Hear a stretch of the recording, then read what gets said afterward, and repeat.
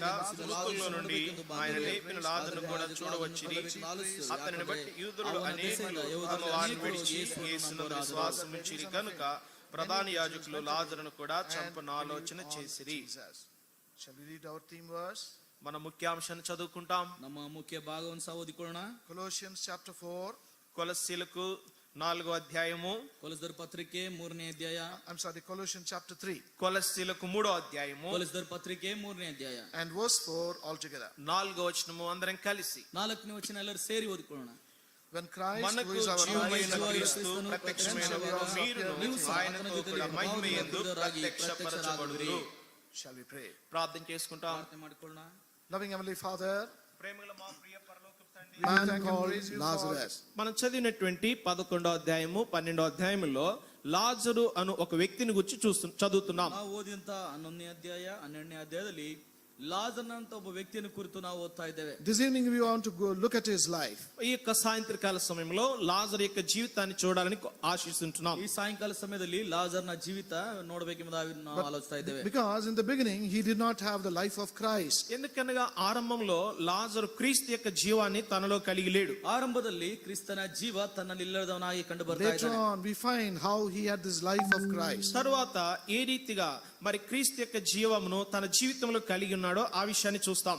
ಆಮೇಲೆ ತನ್ನ ಜೀವಿತದಲ್ಲಿ ಕ್ರಿಸ್ತನ ಜೀವಿತ ಯಾವ ರೀತಿಯಲ್ಲಿ ತಾನು ಉಳ್ಳವನಾಗಿದ್ದಾನೆ ಎಂಬುದಾಗಿ ಸಹ ನಾವು ನೋಡ್ಲಿಕ್ಕಿದ್ದೇವೆ. Then we read about what happened to this man. ఆ తర్వాత ఈ మనుషునికి ఏమి సంభవించింది అనే విషయాన్ని చదువుతాం. ಇದಾದ ಮೇಲೆ ಈ ಮನುಷ್ಯನಿಗೆ ಏನು ಸಂಭವಿಸಿತು ಅನ್ನುವಂತ ವಿಷಯವನ್ನು ಸಹ ನಾವು ಓದಲಿಕ್ಕಿದ್ದೇವೆ. Thus we are able to see the life of Christ in this man. ఆ రీతిగా క్రీస్తు యొక్క జీవమును లేకపోతే జీవితమును ఈ వ్యక్తి జీవితంలో చూడవచ్చు. ಆ ವಿಧವಾಗಿ ಕ್ರಿಸ್ತನ ಒಂದು ಜೀವಿತ ಈ ವ್ಯಕ್ತಿಯ ಜೀವಿತದಲ್ಲಿ ನಾವು ನೋಡಬಹುದು. When we look at him in chapter 11, 11వ అధ్యాయంలో మనం ఆయన చూచినప్పుడు 11ನೇ అధ్యాయದಲ್ಲಿ ನಾವು ಆತನ ನೋಡುವಾಗ so there are certain details given about this man. ఈ వ్యక్తిని గురించినటువంటి కొన్ని వివరణలు ఇవ్వబడ్డాయి. ಈ ವ್ಯಕ್ತಿ ಕುರಿತಾದಂತಹ ಕೆಲವೊಂದು ವಿವರಣೆಗಳು ಕೊಡಲ್ಪಟ್ಟಿವೆ. But we want to confine ourselves to 4 things about his life. కానీ ఇవ్వబడినటువంటి వివరణలో 4 విషయాలు తన జీవితం విషయమై చూస్తాం. ಕೊಡಲ್ಪಟ್ಟಂತಹ ವಿವರಣೆಯಲ್ಲಿ 4 ವಿಷಯಗಳನ್ನು ತನ್ನ ಜೀವಿತವನ್ನು ಕುರಿತು ನಾವು ನೋಡ್ಲಿಕ್ಕಿದ್ದೇವೆ. We know the Lord Jesus Christ was visiting Bethany often. మరి మనకు తెలుసు ప్రభువైన యేసు క్రీస్తు వారు బేతనియను తరచుగా దర్శిస్తూ ఉన్నారు. ನಮ್ಮೆಲ್ಲರಿಗೂ ಗೊತ್ತು ಕರ್ತನಾದ ಯೇಸು ಕ್ರಿಸ್ತನು ಬೇತಾನಿಯನ್ನು ಆಗಾಗ ಆತನು ಭೇಟಿ ಮಾಡ್ತಾ ಇದ್ದಾನೆ. That was because of this house where Mary, Martha and Lazarus were. కారణం ఏమనగా మరియా, మార్తా, లాజరు ఈ యొక్క బేతనీలో ఉన్నారు. ఆ కారణాన ప్రభు బేతనీను అదే పనిగా దర్శిస్తున్నాడు. ಈ మరియా ಮಾರ್ತಳು ಲಾಜರ್ನು ಈ ಬೇತಾನಿಯದಲ್ಲಿದ್ದರಿಂದ ಆ ಕುಟುಂಬದ ಮೇರೆಗೆ ಆತನ ಪ್ರೀತಿಯಿಂದ ಅಲ್ಲಿ ಭೇಟಿ ಮಾಡ್ತಾ We ಇದ್ದಾನೆ. find about the Lord's entry into this house in Luke's Gospel chapter 10. లూకా సువార్త 10వ అధ్యాయంలో ప్రభువైన యేసు క్రీస్తు వారు ఈ గృహంలోనికి ప్రవేశించడం చూస్తాం. ಲೂಕನ ಬರೆಸುವಾರ್ತೆ 10ನೇ ಅಧ್ಯಾಯದಲ್ಲಿ ಯೇಸು ಸ್ವಾಮಿ ಈ ಮನೆಗೆ ಪ್ರವೇಶಿಸುವುದನ್ನು ನಾವು ನೋಡ್ತಾ ಇದ್ದೇವೆ. And see what this house is doing to the Lord Jesus. ఈ యొక్క ఇంటి వారు ప్రభువైన యేసు క్రీస్తు వారికి ఏం చేస్తున్నారు అనే విషయాన్ని ఇక్కడ చూడవచ్చు. ಈ ಮನೆಯವರು ಕರ್ತನಾದ ಯೇಸು ಕ್ರಿಸ್ತನಿಗೋಸ್ಕರ ಏನು ಮಾಡ್ತಾ ಇದ್ದಾರೆ ಎಂಬುದಾಗಿ ಸಹ ನಾವು ನೋಡಬಹುದು. Shall we read from verse 38 till the end of the chapter responsively? మరి లూకా సువార్త 10వ అధ్యాయము 38 నుంచి చివరి వరకు మనము మార్చి చదువుకుంటాం. ಲೂಕನ ಬರೆಸುವಾರ್ತೆ 10ನೇ ಅಧ್ಯಾಯ 38ರಿಂದ 42 వరకు ನಾವು ಉತ್ತರ ಪ್ರತ್ಯುತ್ತರವಾಗಿ ಓದಿಕೊಳ್ಳೋಣ. అంతటి వారు ప్రయాణమైపోవచ్చుండగా ఆయన ఒక గ్రామంలో ప్రవేశించెను. మార్త అను ఒక స్త్రీ ఆయనను తన ఇంట చేర్చుకొనెను. ಆಕೆಗೆ ಮರಿಯಳೆಂಬ ಒಬ್ಬ ತಂಗಿ ಇದ್ದಳು. ಈಕೆಯು ಸ್ವಾಮಿಯ ಪಾದದ ಬಳಿಯಲ್ಲಿ ಕೂತುಕೊಂಡು ಆತನ ವಾಕ್ಯವನ್ನು ಕೇಳುತ್ತಿದ್ದಳು. మార్త విస్తారమైన పని పెట్టుకున్నటు చేత తొందరపడి ఆయన యొద్దకు వచ్చి, ప్రభువా, నేను ఒంటరిగా పని చేయుటకు నా సహోదరి నన్ను విడిచిపెట్టినందున నీకు చింత లేదా? నాకు సహాయం చేయమని ఆమెతో చెప్పుమనెను. And Jesus answered and said unto her, Martha, Martha, ನೀನು ಅನೇಕ thou art ವಿಷಯವಾಗಿ careful and troubled about many things. ಕೆಲವು ಮಾತ್ರ ಬೇಕಾದದ್ದು. మరియా ఉత్తమమైన దాన్ని ఏర్పరచుకొనెను, అది ఆమె యొద్ద నుండి తీసివేయబడదని ఆమెతో చెప్పెను. See, we notice in these verses what this family had done to the Lord Jesus. మరి ఈ యొక్క వచనముల్లో ఈ లాజర్ అనే వ్యక్తి ప్రభువైన యేసు క్రీస్తు వారికి ఏం చేశాడు అనేది మనం చదవం. ಈ ವಚನಗಳಲ್ಲಿ ಈ ಕುಟುಂಬವು ಆ ಯೇಸು ಸ್ವಾಮಿ ಏನು ಮಾಡಿದೆ ಎಂಬುದಾಗಿ ನಾವು ನೋಡ್ತಾ ಇದ್ದೇವೆ. First of all, Martha received the Lord into their house. మొట్టమొదటిగా అయితే మార్త ప్రభువుని తన ఇంటిలోనికి మరి స్వీకరించింది, ఆహ్వానించింది. ಮೊಟ್ಟಮೊದಲಾಗಿ ಮಾರ್ತಳು ಯೇಸು ಸ್ವಾಮಿ ತನ್ನ ಮನೆಗೆ ಆಹ್ವಾನಿಸಿದಳು. Maybe she heard about the Lord Jesus. మరి బహుశా ప్రభువైన యేసు క్రీస్తు వారిని గురించి ఆమె విన్నదేమో. ಬಹುಶಃ ಕರ್ತನಾದ ಯೇಸು ಕ್ರಿಸ್ತನನ್ನು ಕುರಿತು ಆಕೆ ಕೇಳಿದ್ದಾಳೇನೋ. She heard about what he was preaching. ప్రభు ఏమైతే బోధిస్తున్నాడో దాని గురించి విన్నదేమో. ಕರ್ತನ ಯಾವುದನ್ನು ಬೋಧಿಸ್ತಾ ಇದ್ದಾನೋ ಅದನ್ನೇ ಕೇಳ್ತಾ ಬಂದನೇನೋ. Or maybe she heard about the miracles that the Lord Jesus was performing. బహుశా ఆ దినాల్లో ప్రభువైన యేసు క్రీస్తు వారు జరిగించిన అద్భుతముల గురించి తాను విన్నదేమో. ಬಹುಶಃ ಕರ್ತನಾದ ಯೇಸು ಕ್ರಿಸ್ತನು ನಡೆಸಿದಂತ ಅನೇಕ ಅದ್ಭುತ ಕಾರ್ಯಗಳನ್ನು ಕುರಿತು ಆಕೆ ಕೇಳಿದ್ದಾಳೇನೋ. So she was eager to meet the Lord Jesus. కనుకనటి కారణాన్ని బట్టి ప్రభువైన యేసు క్రీస్తు వారిని కలుసుకోవాలనేటువంటి ఆశతో తాను ఎదురు చూస్తుంది. ಆ ಕಾರಣದಿಂದಲೇ ಕರ್ತನಾದ ಯೇಸು ಕ್ರಿಸ್ತನನ್ನು ಎದುರುಗೊಳ್ಳಬೇಕೆಂಬ ಆಶೆಯಿಂದ ಆಕೆ ಎದುರು ನೋಡ್ತಾ ಇದ್ದಾಳೆ. Why do I say that? ఎందుకు నేను అలా చెప్తున్నానంటే ಯಾಕೆ ಆ ಮಾತನ್ನ ಹೇಳ್ತಾ ಇದ್ದೇನೆ? There is a proof of that here. ఎందుకనగా దానికి రుజువు ఇక్కడ మనం చూస్తున్నాం. ಯಾಕೆಂದ್ರೆ ಅದಕ್ಕೆ ರುಜುವಾತು ಇಲ್ಲಿ ನಾವು ನೋಡ್ತಾ ಇದ್ದೇವೆ. As soon as the Lord was received in that house, మరి ఎప్పుడైతే ప్రభువైన యేసు క్రీస్తు వారిని ఆ ఇంట చేర్చుకుందో, ಯಾವಾಗ ಯೇಸು ಸ್ವಾಮಿ ಆ ಮನೆಗೆ ಬಂದನೋ immediately she set on to work and prepare a very delicious food for the Lord. మరి వెంటనే ప్రభు కొరకే రుచికరమైనటువంటి భోజనమును సిద్ధపరచడానికి తను ప్రారంభించింది. ಏತಿಯಾಗಿ ಯೇಸು ಸ್ವಾಮಿ ತನ್ನ ಮನೆಯಲ್ಲಿ ಇಳಿಸಿಕೊಂಡು ತನಗೋಸ್ಕರ ರುಚಿಕರವಾದ ಅಡಿಗೆ ಮಾಡ್ಲಿಕ್ಕೆ ಆಕೆ ಆಲೋಚನೆ So ಮಾಡಿದಳು. that shows she had a longing toward the Lord Jesus. కనుక ఇదేం తెలియచేస్తుంది చూపిస్తుందంటే ప్రభు కొరకైన వాంఛ తాను కలిగి ఉన్నదని. ಇದೇನ್ ತೋರಿಸ್ತಂದ್ರೆ ಕರ್ತನಾದ ಯೇಸು ಕ್ರಿಸ್ತನ ಮೇಲಿರುವಂತ ಆಶೆ ಆಕಾಂಕ್ಷೆ ತೋರಿಸ್ತದೆ. The Lord knew that. ప్రభువుకి ఆ విషయం తెలుసు. ಈ ವಿಷಯ ಕರ್ತನಿಗೆ ಗೊತ್ತಿತ್ತು. Remember, the Lord knows everything about us. జ్ఞాపకం ఉంచుకోండి, ప్రభు మనల గురించి సమస్తము ఎరుగును. ಜ್ಞಾಪಕದಲ್ಲಿ ಇಟ್ಕೊಳ್ರಿ, ಕರ್ತನು ನಮ್ಮ ವಿಷಯದಲ್ಲಿ ಸಮಸ್ತವನ್ನು ಬಲ್ಲಾತನಾಗಿದ್ದಾನೆ. And nothing can be hidden from the Lord. ఏది కూడా ప్రభు కన్నులకు మరుగై ఉండదు. ಯಾವುದು ಕರ್ತನ ಕಣ್ಣಿಗೆ ಮರೆಯಾಗಿರಲಾರದು. Everything is naked and open before the Lord. ప్రభు యొక్క కన్నులకు సమస్తము కూడా తేటగా బట్టబయలుగా కనబడుతుంది. ಕರ್ತನ ಕಣ್ಣುಗಳಿಗೆ ನಮ್ಮ ಎಲ್ಲಾ ವಿಷಯವು ಎಷ್ಟೋ ಬಟ್ಟ ಬಯಲಾಗಿ ಕಾಣ್ತಾ ಇದೆ. Where you are and what you are doing far away from your home, nobody may look, nobody may behold, but the Lord knows and looks at you. నువ్వెక్కడున్నావో, నువ్వేం చేస్తున్నావో, ఒకవేళ నీ ఇంటి వారికి దూరంలో ఉన్నప్పటికీ ఎవరికి తెలియకపోవచ్చు, కానీ ప్రభు నిన్ను చూస్తున్నాడు. ప్రభువుకి నిన్ను గురించి సమస్తము తెలుసు. ನೀನ್ ಎಲ್ಲಿದ್ಯೋ, ಎಷ್ಟು ದೂರದಲ್ಲಿದ್ಯೋ, ಏನ್ ಮಾಡ್ತಿದ್ಯೋ, ನಿನ್ನ ಮನೆಯವರಿಗೆ ಒಂದು ವೇಳೆ ಗೊತ್ತಿಲ್ಲದೆ ಇರ್ಬೋದು, ಆದ್ರೆ ದೇವರ ಸಮಸ್ತವನ್ನು ಆತನು ನೋಡುವಾತನಾಗಿದ್ದಾನೆ, ಬಲ್ಲವನಾಗಿದ್ದಾನೆ. Man may not know that. మనుషునికి ఆ విషయం ఒకవేళ తెలియకపోవచ్చు. ಒಂದು ವೇಳೆ ಮನುಷ್ಯನಿಗೆ ಈ ವಿಷಯ ತಿಳಿದಿರ್ಬೋದು. Your parents may not know what you are and where you are. నువ్వెక్కడున్నావో, నీవేమై ఉన్నావో, ఒకవేళ నీ తల్లిదండ్రులకు తెలియకపోవచ్చు. ಒಂದು ವೇಳೆ ನೀನ್ ಎಲ್ಲಿದ್ಯಾ, ಏನ್ ಮಾಡ್ತಿದ್ಯಾ ಅನ್ನೋಂಥದ್ದು ನಿನ್ನ ತಂದೆ ತಾಯಿಗಳೇ ಗೊತ್ತಿಲ್ದಿರ್ಬೋದು. But the Lord knows. కానీ ప్రభువుకు తెలుసు. ಆದ್ರೆ ಕರ್ತನು ಬಲ್ಲವನಾಗಿದ್ದಾನೆ. See in John's Gospel, చూడండి యోహాను సువార్త ಬನ್ನಿರಿ ಯೋಹಾನ ಬರೆಸುವಾರ್ತೆ in chapter 1, 1వ అధ్యాయము ಮೊದಲನೇ ಅಧ್ಯಾಯ. we read about Philip and Nathaniel. ఫిలిప్పు నతానీయేలు గురించి ఇక్కడ మనం చదువుతాం. ಇಲ್ಲಿ ಫಿಲಿಪ್ಪನು ನಾತಾನೀಯನ ಕುರಿತು ನಾವು ಓದ್ತೇವೆ. And we see how Philip brought Nathaniel to the Lord Jesus. మరి ఫిలిప్పు నతానీయేలుని ఎలా ప్రభు ఎదుగు తీసుకొని వచ్చాడో ఈ విషయాన్ని చూస్తాం. ಫಿಲಿಪ್ಪನ ಯಾವ ರೀತಿಯಲ್ಲಿ And- ಕರ್ತನ ಬಳಿಗೆ ತೆಗೆದುಕೊಂಡು ಬಂದನೆಂಬುದಾಗಿ ಆ ವಿಷಯ ನಾವು ನೋಡ್ತೇವೆ. And when the Lord Jesus saw Nathaniel being brought by Philip, మరి ఫిలిప్పు నతానీయేలు ప్రభు ఎదుగు తీసుకొచ్చినప్పుడు, నతానీయేలు ప్రభు చూచినప్పుడు, ಫಿಲಿಪ್ಪನು ನಾತಾನೀಯನ ತೆಗೆದುಕೊಂಡು ಬರುವಾಗ ನಾತಾನೀಯನನ್ನು ಯೇಸು ಸ್ವಾಮಿ ಕಂಡು, see what he says in verse 47. 47వ వచనంలో ప్రభు ఏం చెప్తున్నాడో చూడండి. 47ನೇ ವಚನದಲ್ಲಿ ಕರ್ತನ ಏನ್ ಹೇಳ್ತಾ ಇದ್ದಾನೆ ನೋಡ್ರಿ. Behold an Israelite, indeed, in whom is no guile. ఇదిగో ఇతడు నిజముగా ఇశ్రాయేలీయుడు, ఇతని యందు ఏ కపటమును లేదని అతని గూర్చి చెప్పెను. ಇಗೋ ಇವನು ನಿಜವಾದ ಇಸ್ರಾಯೇಲನು, ಇವನಲ್ಲಿ ಕಪಟವಿಲ್ಲ ಎಂಬುದಾಗಿ ಹೇಳಿದನು. Nathaniel never came to the Lord Jesus. నతానీయేలు ప్రభు యొద్దకు రాలేదు. ನಾತಾನೀಯನು ಕರ್ತನ ಬಳಿಗೆ ಬರಲಿಲ್ಲ. He never met or knew Jesus. అంతకు మునుపు ఎప్పుడు కూడా ప్రభువును కలవలేదు. ಅದಕ್ಕಿಂತ ಮೊದಲೇ ಯೇಸು ಸ್ವಾಮಿನ ಕುರಿತು ತಾನು ತಿಳಿಲಿಲ್ಲ, And the- ಯೇಸು ಸ್ವಾಮಿನ ಭೇಟಿ ಮಾಡಿರ್ಲಿಲ್ಲ. And the Lord also did not meet Nathaniel. అంతకు మునుపు ఎప్పుడు కూడా ప్రభువు కూడా నతానీయేలు కలవలేదు. ಅದಕ್ಕಿಂತ ಮೊದಲು ಯೇಸು ಸ್ವಾಮಿ ಸಹ ನಾತಾನೀಯನನ್ನು ಭೇಟಿ ಮಾಡಿರ್ಲಿಲ್ಲ. But when Nathaniel came to him, ఎప్పుడైతే నతానీయేలు ప్రభు యొద్దకు వచ్చాడో, ಯಾವಾಗ ನಾತಾನೀಯನನ್ನು ಕರ್ತನ ಬಳಿಗೆ ಬಂದನು, straight away he says, this is the man in whom there is no guile. ప్రభు నేరుగా ఆ వ్యక్తిని నతానీయేలు గురించి చెప్తున్నాడు. ఇదిగో ఇతడు ఇశ్రాయేలీయుడు, ఇతనిందు ఏ కపటమును లేదు. ಆ ವ್ಯಕ್ತಿ ನೋಡಿ ಸ್ವಾಮಿ ನೇರವಾಗಿ ಹೇಳ್ತಾ ಇದ್ದಾನೆ, ಈತನಲ್ಲಿ ಕಪಟವಿಲ್ಲ. Straight away the Lord was able to look at his heart, look into his heart.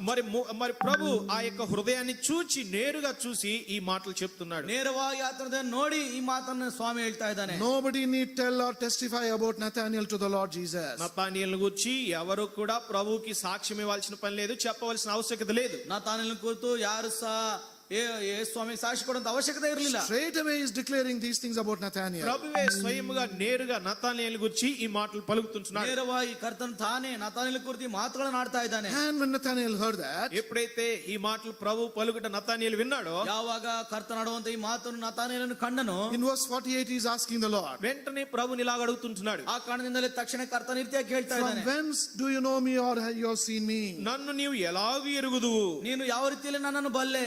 The Lord is answering that question of Nathaniel. Nathanael వేసిన ప్రశ్నకి ప్రభు ఇక్కడ జవాబిస్తున్నాడు. ಕರ್ತನು ನತಾನಿಯೇಲಿ ಹಾಕಿದಂತ ಪ್ರಶ್ನೆಗೆ ಉತ್ತರ ಕೊಡ್ತಾ ಇದ್ದಾನೆ. Shall we all read verse 48 together? దయచేసి యోహాను సువార్త 1:48 అందరం కలిసి చదువుకుంటాం. ಯೋಹಾನ ಬರೆಸುವಾರ್ತೆ 1:48 ಎಲ್ಲರೂ ಸೇರಿ ಓದಿಕೊಳ್ಳೋಣ.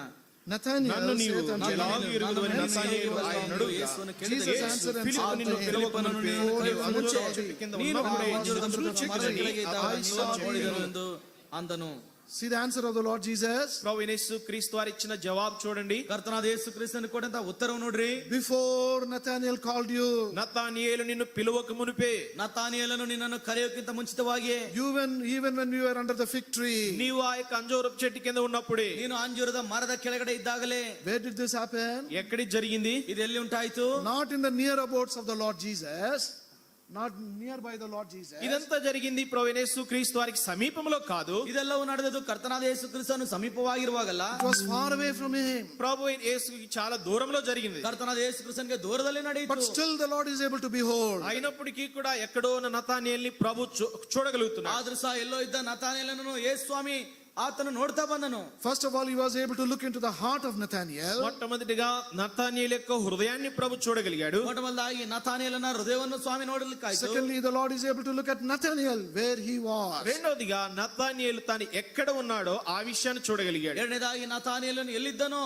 ಅದನ್ನು ಸಹ ತಾನು ತಿಳಿದವನಾಗಿದ್ದನು. This evening, the Lord is looking into your heart. ఈ యొక్క సాయంత్రకాల సమయంలో ప్రభు కూడా నీ హృదయాన్ని చూస్తున్నాడు. ಈ ಸಾಯಂಕಾಲ ಸಮಯದಲ್ಲಿ ಕರ್ತನು ಸಹ ನಿನ್ನ ಹೃದಯವನ್ನು ನೋಡ್ತಾ ಇದ್ದಾನೆ. Maybe physically you are sitting here, భౌతికంగా ఒకవేళ నువ్వు శారీరకంగా ఇక్కడ కూర్చుని ఉన్నావేమో, ಒಂದು ವೇಳೆ ಭೌತಿಕವಾಗಿ ಶಾರೀರಿಕವಾಗಿ ನೀನು ಕೂತಿದ್ದೇನೋ, in your mind and your heart you are elsewhere. నీ యొక్క హృదయము నీ యొక్క మనసు ఇక్కడ కాకుండా మరి ఎక్కడో ఉంది. ಆದ್ರೆ ನಿನ್ನ ಮನಸ್ಸು ನಿನ್ನ ಹೃದಯ ಇಲ್ಲಿಲ್ಲದೆ ಬೇರೆಲ್ಲೋ ಇದೆ. Maybe your mind is with your friends, thinking about your friends. బహుశా నీ మనసు అంతా కూడా నీ ఫ్రెండ్స్ ఎలా ఉన్నారు ఏంటని దాని మీద ఉందేమో. ಬಹುಶಃ ನಿನ್ನ ಮನಸ್ಸೆಲ್ಲ ನನ್ನ ಸ್ನೇಹಿತರು ಯಾವ ರೀತಿಯಲ್ಲಿದ್ದಾರೆ ಎಂಬುದಾಗಿ ಅವರ ಕಡೆ ಇದೇನೋ. Maybe you are thinking about your college or school. బహుశా నీవు నీ కాలేజీని గురించి నీ స్కూల్ గురించి ఆలోచిస్తున్నావేమో. ಬಹುಶಃ ನಿನ್ನ ಕಾಲೇಜು ಸ್ಕೂಲನ್ನು ಕುರಿತು ಆಲೋಚನೆ ಮಾಡ್ತಿದ್ದೀನೋ. Maybe you are thinking about some relative. లేకపోతే ఎవరో బంధువుల గురించి ఆలోచిస్తున్నావేమో. ಬಹುಶಃ ಯಾರಾದ್ರೂ ನಿನ್ನ ಬಂಧುಗಳನ್ನು ಕುರಿತು ಆಲೋಚನೆ ಮಾಡ್ತಿದ್ದೀನೋ. Whatever it is, the Lord is able to look into your mind and look into your heart. నువ్వేమి ఆలోచిస్తున్నప్పటికీ విషయం ఏమైనప్పటికీ నీ హృదయాన్ని నీ మనస్సును ప్రభు తేటగా చూడగలడు, ಏನೇ ఎరుగును. ಆಗಿದ್ದರೂ ಏನೇ ಆಲೋಚಿಸಿದ್ದರೂ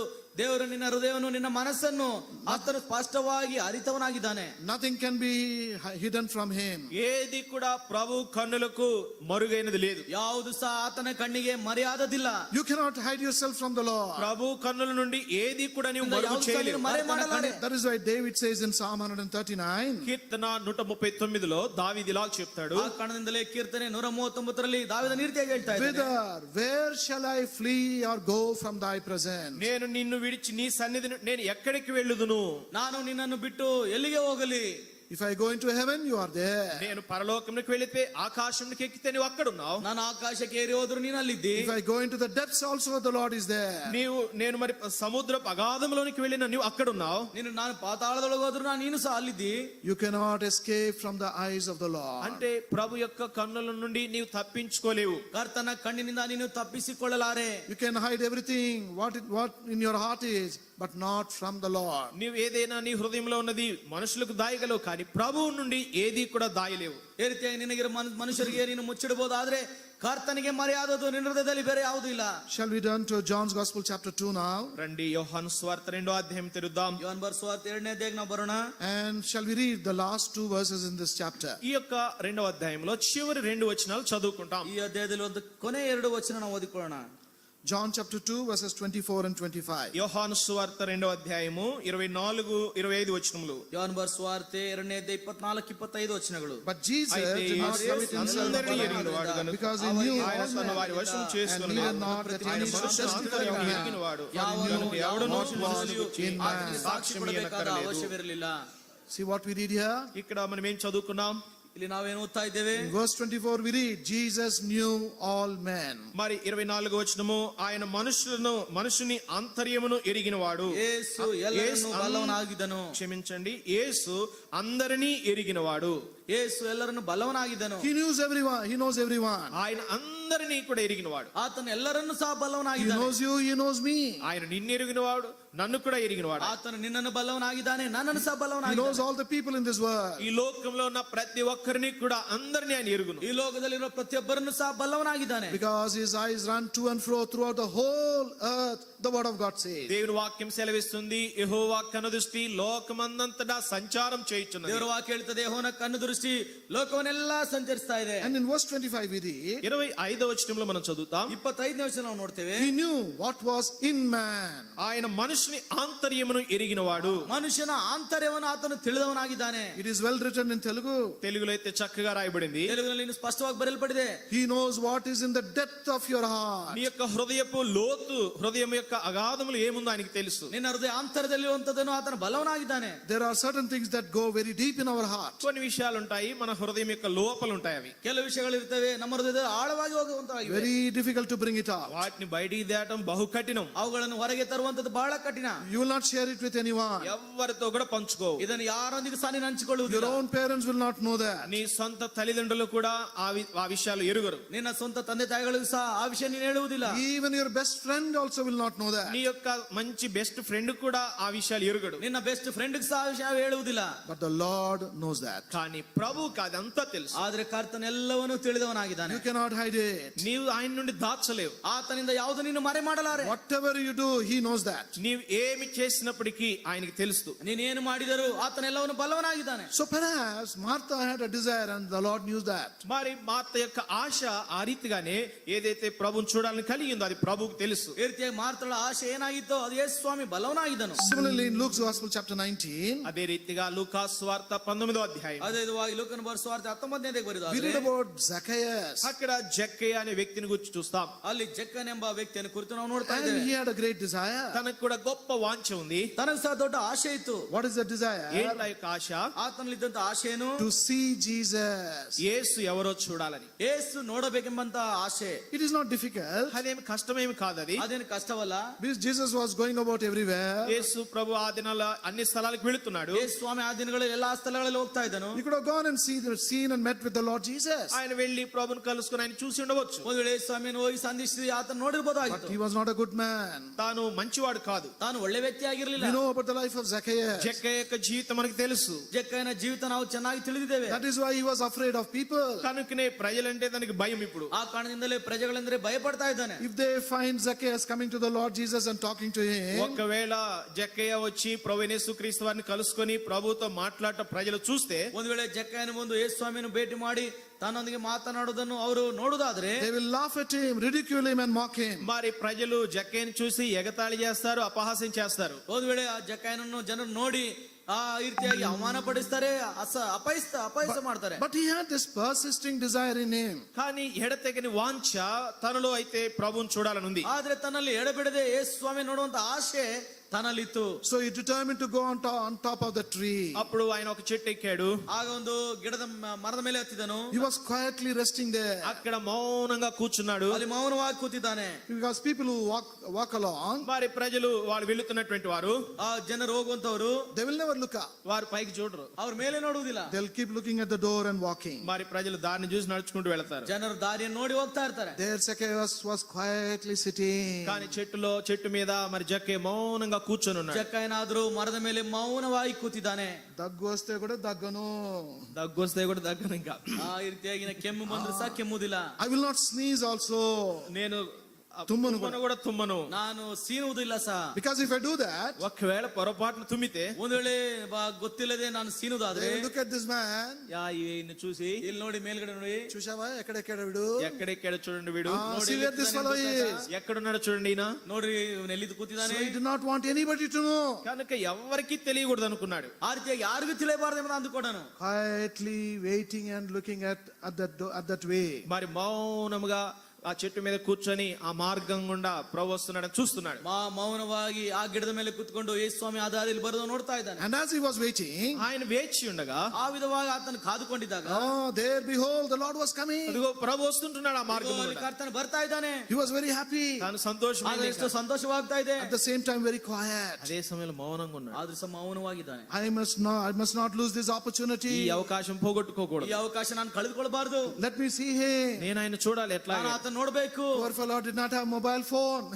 ఆ దినాల్లో మొబైల్ ఫోన్ లేదు ప్రభు. ಆ ದಿನಗಳಲ್ಲಿ ಸ್ವಾಮಿ ಹತ್ರ ಮೊಬೈಲ್ ಫೋನ್ ಇರಲಿಲ್ಲ. Otherwise, he would have taken a video. లేకపోతే వీడియో తీసేవాడు. ಒಂದು ವೇಳೆ ವಿಡಿಯೋ ತೆಗಿತಾ ಇದ್ರೇನೋ. So he was carefully looking. చాలా జాగ్రత్తగా ಎಷ್ಟು చూస్తున్నాడు. ಜಾಗರೂಕತೆಯಿಂದ ನೋಡ್ತಾ ಇದ್ದಾನೆ. And the Lord was coming. ప్రభు వస్తున్నాడు. ಕರ್ತನ ಆತನ ಬಳಿಗೆ ಬರ್ತಾ ಇದ್ದಾನೆ. Oh, this is Jesus. ఈయన యేసు. ಓ ಈತನೇ ಯೇಸು. What a man he is. ఎటువంటి ಎಂತ ಮನುಷ್ಯನಿತನು. ఎటువంటి మనుషుడు. What a man of peace he is. ఎటువంటి సమాధాన మనుషుడు. ಎಂತ సమాಧಾನ మనుಷ್యನಿతను. How cheerful he is. ఎంత ఆనందంగా ఉన్నాడు ఈయన. ಎಷ್ಟು ఆತను ఆనందకరವಾಗಿದ್ದಾನೆ. As he was observing and appreciating, ఆయన ప్రభువుని చూచి ప్రభుని ప్రశంసిస్తూ ఉండగా ಆಗ ಕರ್ತನ ನೋಡಿ ಆ ರೀತಿಯಾಗಿ ಪ್ರಶಂಸಿಸ್ತಾ ಇರುವಾಗ what Zacchaeus thought was the Lord will come and pass by and go away. జక్కయ్య అనుకున్నాడు ప్రభు ఆ దారి గుండా వచ్చి దాటి వెళ్ళిపోతాడు అనుకున్నాడు. ಜಕ್ಕಯ್ಯನ ಅಂದುಕೊಂಡನು ಆ ಮಾರ್ಗವಾಗಿ ಬಂದು ಆ ರೀತಿಯಾಗಿ ದಾಟಿ ಹೋಗ್ತಾನೆ ಎಂಬುದಾಗಿ ಅಂದುಕೊಂಡನು. But no, the Lord is not doing that. కానీ ప్రభు అలా దాటి వెళ్ళలేదు. ಆದ್ರೆ ಯೇಸು ಸ್ವಾಮಿ ಆ ರೀತಿಯಾಗಿ ದಾಟಿ ಹೋಗ್ತಾ He ಇಲ್ಲ. came and stopped there. వచ్చి ప్రభు అక్కడే ఆగాడు. ಆ ಯೇಸು ಸ್ವಾಮಿ ಬಂದು ಅಲ್ಲೇ ನಿಂತನು. Why? ఎందుకు? ಯಾಕೆ? The desire and the longing of Zacchaeus was not only seen by the Lord, it stopped the Lord Jesus. ఏదైతే వాంఛ ఏదైతే ఆశ ప్రభువును చూడాలని జక్కయ్య కలిగి ఉన్నాడో ఆ ఆశ ఆ వాంఛ ప్రభు ఎరుగును అదే ప్రభుని ఆపివేసింది. ಈ ರೀತಿಯಾಗಿ ಯಾವ ಅಪೇಕ್ಷೆಯಿಂದ ಆಕಾಂಕ್ಷೆಯಿಂದ ಜಕ್ಕಯ್ಯನು ಯೇಸು ಸ್ವಾಮಿ ನೋಡ್ಲಿಕ್ಕೆ ಬಂದನು. ಯೇಸು ಸ್ವಾಮಿ ಆತನ ಮನಸ್ಸನ್ನು ತಿಳಿದು ಮಾತ್ರಲ್ಲದೆ ಯೇಸು ಸ್ವಾಮಿನಲ್ಲಿ ನಿಲ್ಲಿಸಿತು. Zacchaeus did not call on Jesus. మరి జక్కయ్య యేసు ప్రభు అన్నప్పుడు ఏం పిలవలేదు. కానీ ಯೇಸು ಸ್ವಾಮಿಯನ್ನು ಜಕ್ಕಯ್ಯನು ಕರೆಯಲಿಲ್ಲ. He did not say, Lord, have mercy on me. ప్రభువా నన్ను నా మీద కనికరం ఉంచని ఏం కేక వేయలేదు. ಓ కానీ ಸ್ವಾಮಿ ನನ್ನನ್ನು ಕರುಣಿಸೆಂಬುದಾಗಿ ಕೇಳಲಿಲ್ಲ. Here am I in great fear. ఇదిగో నేను గొప్ప భయములో ఉన్నానని ఆయన చెప్పలేదు. ಇದಿಗೋ కానీ ನಾನು ದೊಡ್ಡ ಭಯದಲ್ಲಿದ್ದೇನೆ ಎಂಬುದಾಗಿ ಹೇಳಿಲ್ಲ. Here am I in great need. ఇదిగో ప్రభువా నేను అక్కరలో ఉన్నానని చెప్పలేదు. ಇದಿಗೋ ಸ್ವಾಮಿ ನನ್ನ ಅವಶ್ಯಕತೆಯಲ್ಲಿದ್ದೇನೆ ಎಂಬುದಾಗಿ I ಹೇಳಿಲ್ಲ. am rejected by everyone. మరి అందరూ కూడా అక్కడ చుట్టుముట్టారు. ಎಲ್ಲರೂ ಸುತ್ತಲಿರುವಾಗ I am rejected by everyone. ప్రతి వారి చేత నేను తృణీకరించబడ్డాను. ಪ್ರತಿಯೊಬ್ಬರಿಂದ ನಾನು ತಿರಸ್ಕಾರ ಹೊಂದಿದವನಾಗಿದ್ದೇನೆ. Nobody loves me or likes me. అయ్యో నన్ను ఎవరు ఇష్టపడరు, నన్ను ఎవరు ప్రేమించరు. ನನ್ನನ್ನು ಯಾರು ಇಷ್ಟಪಡುವುದಿಲ್ಲ, ಯಾರು ನನ್ನನ್ನು ಪ್ರೀತಿಸುವುದಿಲ್ಲ. I am alone. నేను ఒంటరి వాడిని. ನಾನು ಒಬ್ಬಂಟಿಗನಾಗಿದ್ದೇನೆ. He did not say anything. ఆయన ఈ మాటలు ఏవి ಈ చెప్పలేదు. ಮಾತು ಯಾವುದು ಸಹ ಆತನು ಆಡ್ಲಿಲ್ಲ. But all that was in his heart and in his mind, in his life, the Lord knew it, and it made him to stop there. ఇదంతా కూడా తన హృదయంలో తన మనసులో తన జీవితంలో ఉన్నటువంటి విషయము అది ప్రభు ఎరిగి ప్రభు అక్కడ నిలిచాడు. ಇವೆಲ್ಲ ಸಂಗತಿಗಳನ್ನು ತನ್ನ ಹೃದಯದಲ್ಲಿ ಮನಸ್ಸಿನಲ್ಲಿ ಇರುವುದನ್ನು ನೋಡಿ ಯೇಸು ಸ್ವಾಮಿ ಆತನಿರುವಂತ ಸ್ಥಳದಲ್ಲಿ ನಿಂತನು. But the Lord stood there, ప్రభు అక్కడ ఆగిపోయినాడు, ಅಲ್ಲಿ నిలిచాడు. ಆತನು ನಿಂತು ಹೋದನು. and he looked up, ఆయన పైకి చూచాడు, ಆತನ ಮೇಲಕ್ಕೆ ನೋಡಿದನು, called him by name. పేరుతో జక్కయ్యని పిలుస్తున్నాడు. ಆತನ ಹೆಸರಿಡಿದು ಕರೀತಾ ಇದ್ದಾನೆ. That is yet another wonder. ఇది మరొక అద్భుతం. ఇది ಇದು ಮತ್ತೊಂದು ಅದ್ಭುತ. He said straight away, Zacchaeus, come down. ప్రభు నేరుగా పిలిచాడు, జక్కయ్య దిగిరము. ಸ್ವಾಮಿ ನೇರವಾಗಿ ಕರೀತಾ ಇದ್ದಾನೆ, ಜಕ್ಕಯ್ಯನೇ ಇಳಿದು ಬಾ. Because he knows every one of us by our name. ఎందుకనగా మనలో కూడా ప్రతి ఒక్కొక్కరిని ప్రభు పేరు పేరున ఎరుగును. ಯಾಕೆಂದ್ರೆ ಪ್ರತಿಯೊಬ್ಬರನ್ನು ನಮ್ಮಲ್ಲಿ ಎಲ್ಲರನ್ನು ಸಹ ಆತನ ಹೆಸರಾಗಿ ತಿಳಿದವನಾಗಿದ್ದಾನೆ. In John's Gospel chapter 10, యోహాను సువార్త 10వ అధ్యాయము ಯೋಹಾನ ಬರೆಸುವಾರ್ತೆ 10ನೇ ಅಧ್ಯಾಯಕ್ಕೆ ಬರೋದಾದ್ರೆ here we read the picture of the Lord as our shepherd. మరి ప్రభుని మన కాపరిగా అక్కడ ఒక దృశ్యాన్ని చూస్తున్నాం. ಇದು ಸ್ವಾಮಿಯನ್ನು ನಾವು ಕುರುಬನಾಗಿ ನಾವು ನೋಡ್ತಾ ಇದ್ದೇವೆ. And we read about some other qualities of the shepherd here. మరి కొన్ని లక్షణములు ఈ యొక్క కాపరి కలిగి ఉన్న వాటిని మనం చూస్తున్నాం. ಕುರುಬನ ಕೆಲವು ಲಕ್ಷಣಗಳು ನಾವಿಲ್ಲಿ ನೋಡ್ತಾ ಇದ್ದೇವೆ. Shall we read one of those qualities in verse 3? 3వ వచనంలో కాపరి కలిగి ఉన్నటువంటి లక్షణములో ఒకటి మనం చదువుతాం. ಕುರುಬನಿಗಿರುವಂತ ಒಂದು ಲಕ್ಷಣವನ್ನು 3ನೇ ವಚನದಲ್ಲಿ ನಾವು ನೋಡ್ತೇವೆ. All together, అందరం కలిసి ಎಲ್ಲರೂ ಸೇರಿ to him the అతనికి porter ద్వారపాలకులు openeth, తలుపు and the తీయును. sheep ఆయన hear his voice, స్వరం వినును. and he calleth his own sheep by name, and leadeth them వాటిని out. వెలుపలికి నడిపించును. See what we read here? ఇక్కడ ఏం చదివాము? ಇಲ್ಲಿ ನಾವೇನು ಓದಿದೆವು? The Lord is saying about the good shepherd. మరి ఇక్కడ ప్రభు మంచి కాపరిని గురించి ఇక్కడ చెప్తున్నాడు. ಸ್ವಾಮಿ ಇಲ್ಲಿ ಒಳ್ಳೆ ಕುರುಬನನ್ನು ಕುರಿತು ಹೇಳ್ತಾ ಇದ್ದಾನೆ. The good shepherd calls his sheep by name. మంచి కాపరి తన సొంత గొర్రెలను పేరు పెట్టి పిలుచును. ಒಳ್ಳೆ ಕುರುಬನು ತನ್ನ ಕುರಿಗಳನ್ನು ತನ್ನ ಅವರ ಹೆಸರಿಡಿದು ಕರೆಯುತ್ತಾನೆ. There may be many sheep, మరి ఎన్నో గొర్రెలు ఉండి ఉండవచ్చు, ಎಷ್ಟೋ ಕುರಿಗಳಿದ್ದಿರಬಹುದು, yet he knows them all by their name. అయినప్పటికీ ఒక్కొక్క గొర్రె తన పేరేంటో ప్రభువుకు తెలుసు. ಪ್ರತಿಯೊಂದು ಕುರಿಮರಿಯ ಹೆಸರು ಆತನ ಬಲ್ಲವನಾಗಿದ್ದನು. So he knew this sheep Zacchaeus. కనుక ఈ యొక్క జక్కయ్య అనేటువంటి ఈ గొర్రెను కూడా ప్రభు ఎరుగును. ಈ ಜಕ್ಕ ಎನ್ನುವಂತ ಈ ಕುರಿಯನ್ನು ಸಹ ಆತನ ಬಲ್ಲವನಾಗಿದ್ದನು. He knew that sheep Martha. మరి మార్త అనేటువంటి గొర్రెను కూడా ప్రభు ఎరుగును. ಈ ಮಾರ್ತ ಅನ್ನುವಂತ ಕುರಿಯನ್ನು ಸಹ ಆತನ ಬಲ್ಲವನಾಗಿದ್ದನು. He knows you also as a sheep. మరి నిన్ను కూడా ప్రభు ఒక గొర్రెగా నీ పేరేంటో ఆయన ఎరుగును. ನಿನ್ನನ್ನು ಸಹ ಆತನ ಒಬ್ಬ ಕುರಿಯಾಗಿ ಆತನ ಹೆಸರು ಬಲ್ಲವನಾಗಿದ್ದಾನೆ. Even though you are not yet his sheep, నీవు ఇప్పటికీ ఆయన యొక్క గొర్రెగా కాకపోయినప్పటికీ కూడా ನೀನು ಈಗಲೇ ಆತನ ಕುರಿಯಾಗಿ ಆಗದೆ ಇರುವಾಗಲೂ ಸಹ still he knows you. అయినప్పటికీ ಆತನು ఆయన నిన్ను ఎరుగును. ಬಲ್ಲವನಾಗಿದ್ದಾನೆ. What do we read about David? మరి దావీదుని గురించి ఏం చదువుతాం? ದಾವೀದನ ಕುರಿತು ನಾವೇನು ಓದ್ತೇವೆ? When Mephibosheth came to him in 2 Samuel chapter 9, రెండవ సమూయేలు 9వ అధ్యాయంలో మెఫీబోషెతు దావీదు ఎదుగు తీసుకురాబడ్డప్పుడు, ಎರಡನೇ ಸಮುವೇಲನ 9ನೇ ಅಧ್ಯಾಯದಲ್ಲಿ ದಾವೀದನ ಬಳಿಗೆ ಮೆಫೀಬೋಶೆತನು ತರಲ್ಪಟ್ಟಾಗ straight away David called him by his name. నేరుగా మరి మెఫీబోషెతుని పేరు పెట్టి దావీదు పిలుస్తున్నాడు. ದಾವೀದನು ಮೆಫೀಬೋಶೆತನು ನೇರವಾಗಿ ಹೆಸರಿಡಿದು ಕರೀತಾ ಇದ್ದಾನೆ. Mephibosheth, he said. మెఫీబోషెత్ అని పిలిపించాడు. ಮೆಫೀಬೋಶೆತನೇ ಎಂಬುದಕ್ಕೆ ಹೆಸರಿಡಿದು ಕರೀತಾ At that ಇದ್ದಾನೆ. time he came to David in great fear. ఆ సమయంలో మెఫీబోషెతు దావీదు ఎద్దకు గొప్ప భయముతో వచ్చాడు. ಆ ಸಮಯದಲ್ಲಿ ಮೆಫೀಬೋಶೆತನು ದಾವೀದನ ಬಳಿಗೆ ಬಹು ಭಯದಿಂದ ಬಂದನು. Because he deserved only death. ఎందుకనగా తను మరణానికి మాత్రమే యోగ్యుడు. ಯಾಕಂದ್ರೆ ತಾನು ಮರಣಕ್ಕೆ ಮಾತ್ರನೇ So ಪಾತ್ರನಾಗಿದ್ದನು. even as he was in that fear and came before David, కనుకనే ఆ భయము మరణ భయముతో దావీదు ఎద్దకు వచ్చినప్పుడు, ಆ ಕಾರಣದಿಂದಲೇ ಆ ಮರಣ ಭಯದಿಂದ ದಾವೀದನ ಬಳಿಗೆ ಬರುವಾಗ here is this king calling him by name. అయిపోయి ఇగో ఇక్కడ రాజు ఉన్నాడు, ఆ రాజు ఇతని పేరు పెట్టి పిలుస్తున్నాడు. ಇದೋ ರಾಜನಿದ್ದಾನೆ, ಆತನ ಹೆಸರಿಡಿದು ಕರೀತಾ ಇದ್ದಾನೆ. Mephibosheth, fear not. మెఫీబోషెత్ భయపడకు అంటున్నాడు. ಮೆಫೀಬೋಶೆತನೇ ನೀನು ಭಯಪಡಬೇಡ. Dearly beloved, this is how the Lord knows us. ప్రియులారా, ఇదంతా కూడా ప్రభు ఎరుగును. ಪ್ರಿಯರೇ, ಈ ರೀತಿಯಾಗಿ ಕರ್ತನ ನಮ್ಮನ್ನು ಕರೆಯುವಂತನಾಗಿದ್ದಾನೆ. Tonight, are you also sitting here with fear? నీవు కూడా ఈ రాత్రి భయముతో కూర్చుని ఉన్నావా? ಈ ರಾತ್ರಿ ನೀನು ಸಹ ಭಯದಿಂದ ಇಲ್ಲಿ ಕೂತಿದೀಯಾ? Are you also sitting here in great need? ఒకవేళ ఇక్కడ కూడా నీవు గొప్ప అక్కర కలిగి నువ్వు కూర్చొని ఉన్నావా? ಒಂದು ವೇಳೆ ದೊಡ್ಡ ಅವಶ್ಯಕತೆ ಮೇರೆಗೆ ನೀನು ಇಲ್ಲಿ ಕೂತ್ಕೊಂಡಿದ್ಯಾ? Are you sitting here in your loneliness? ఒకవేళ నీవు ఒంటరితనంలో ఉండి ఇక్కడ కూర్చొని ఉన్నావా? ನೀನು ಒಬ್ಬಂಟಿಗನಾಗಿದೆ ಎಂಬ ನೀನು ಇಲ್ಲಿ ಕೂತಿದೀಯಾ? Are you sitting here totally broken in heart? ఒకవేళ హృదయంలో పగిలిపోయి నీవు ఇక్కడ కూర్చొని ఉన్నావా? ಈ ರೀತಿ ನಿನ್ನ ಹೃದಯವು ಹೊಡೆದಂತ ಹೃದಯದಿಂದ ನೀನು ಒಂದು ವೇಳೆ ಕೂತಿದೀಯನೋ? Not knowing what is going to happen to you tomorrow. రేపేమి జరుగుతుందో తెలియని స్థితిలో ఒకవేళ నువ్వు కూర్చుని ఉన్నావా? ನಾಳೆ ಏನ್ ನಡೀಲಿಕ್ಕಿದೆಯೋ ಅದನ್ನು ತಿಳಿಯರಾದ ಸ್ಥಿತಿಯಲ್ಲಿ ನಿದ್ದೀಯಾ? Nobody knows that condition. ఎవరు కూడా నీ ఉన్న పరిస్థితిని ఎరుగరు. ಯಾರು ಸಹ ನೀನಿರುವಂತ ಪರಿಸ್ಥಿತಿಯನ್ನು ಅರಿಯರು. The brother sitting next to you, the sister sitting next to you does not know it. నీ ప్రక్కన కూర్చున్న సహోదరుడు ఎరుగడు నిన్ను గూర్చి, నీ ప్రక్కనే కూర్చున్న సహోదరి గూర్చి కూడా నిన్ను గూర్చి ఎరుగదు. ನಿನ್ನ ಪಕ್ಕದಲ್ಲಿರುವಂತ ನಿನ್ನ ಸಹೋದರನು, ನಿನ್ನ ಪಕ್ಕದಲ್ಲಿರುವಂತ ಸಹೋದರಿ ಇದನ್ನು ಅರಿಯರು. But there is one who knows everything about you. అయితే నిన్ను గూర్చి సమస్తమును ఎరిగినటువంటి వాడు ఒకడున్నాడు. ಆದ್ರೆ ನಿನ್ನನ್ನು ಕುರಿತು ಸಮಸ್ತವನ್ನು ಬಲ್ಲಾತನು ಒಬ್ಬನಿದ್ದಾನೆ. What did that Samaritan woman say in John's Gospel chapter 4? యోహాను సువార్త 4వ అధ్యాయంలో ఆ సమరయ స్త్రీ ఏం చెప్తుంది? ಯೋಹಾನ ಬರೆಸುವಾರ್ತೆ 4ನೇ ಅಧ್ಯಾಯದಲ್ಲಿ ಸಮರಯ ಸ್ತ್ರೀ ಏನ್ ಹೇಳ್ತಾ ಇದ್ದಾಳೆ? John's Gospel chapter 4, యోహాను సువార్త 4వ అధ్యాయం ಯೋಹಾನ ಬರೆಸುವಾರ್ತೆ 4ನೇ ಅಧ್ಯಾಯ verse 29. 29వ వచనం. 29ನೇ ವಚನ. All together shall we read. దయచేసి ఈ వచనం అందరం కలిసి చదువుకుందాం. ಎಲ್ಲರೂ ಸೇರಿ ವಾಕ್ಯವನ್ನು ಓದಿಕೊಳ್ಳೋಣ. John's Gospel chapter 4 and verse 29. యోహాను సువార్త 4వ అధ్యాయం 29వ వచనం ಯೋಹಾನ అందరం కలిసి. ಬರೆಸುವಾರ್ತೆ 4ನೇ ಅಧ್ಯಾಯ 29ನೇ ವಚನ. ಎಲ್ಲರೂ ಸೇರಿ. Come, మీరు వచ్చి see a man ಇದು నేను వరకు చేసిన all things that నాతో ever జరిగిన I did. మనుషులను ಒಂದು చూడండి. Not ನೋಡಿರಿ, this, ఈయన the క్రీస్తు Christ. కాడా అని ఆ ఊరి వారితో ಅವನೇ ಏನೆಂದು చెప్పగా, ಹೇಳಲು The Lord told everything about her. ఆమెను గురించి ప్రభు సమస్తము ఆమెకు చెప్పాడు. ತಾನು ಮಾಡಿದೆಲ್ಲವನ್ನು ಸಹ ಆಕೆಗೆ ಸ್ವಾಮಿ ಹೇಳಿದನು. He did not publicize it to others. అంటే ఇతరులకి ప్రచారం చేయడం కాదు, ಆತನ ಆ ವಿಷಯವನ್ನು ಇತರರಿಗೆ ಹೇಳಲಿಲ್ಲ, Pracharam cheyaledu. ప్రచారం చేయలేదు, ಪ್ರಚಾರ ಮಾಡಲಿಲ್ಲ. He told only her. అయితే ఆమెకు మాత్రమే చెప్పాడు. ಅದನ್ನು ಆಕೆಗೆ ಮಾತ್ರ ಹೇಳಿದನು. Dearly beloved, what we want to emphasize is the Lord is looking at you.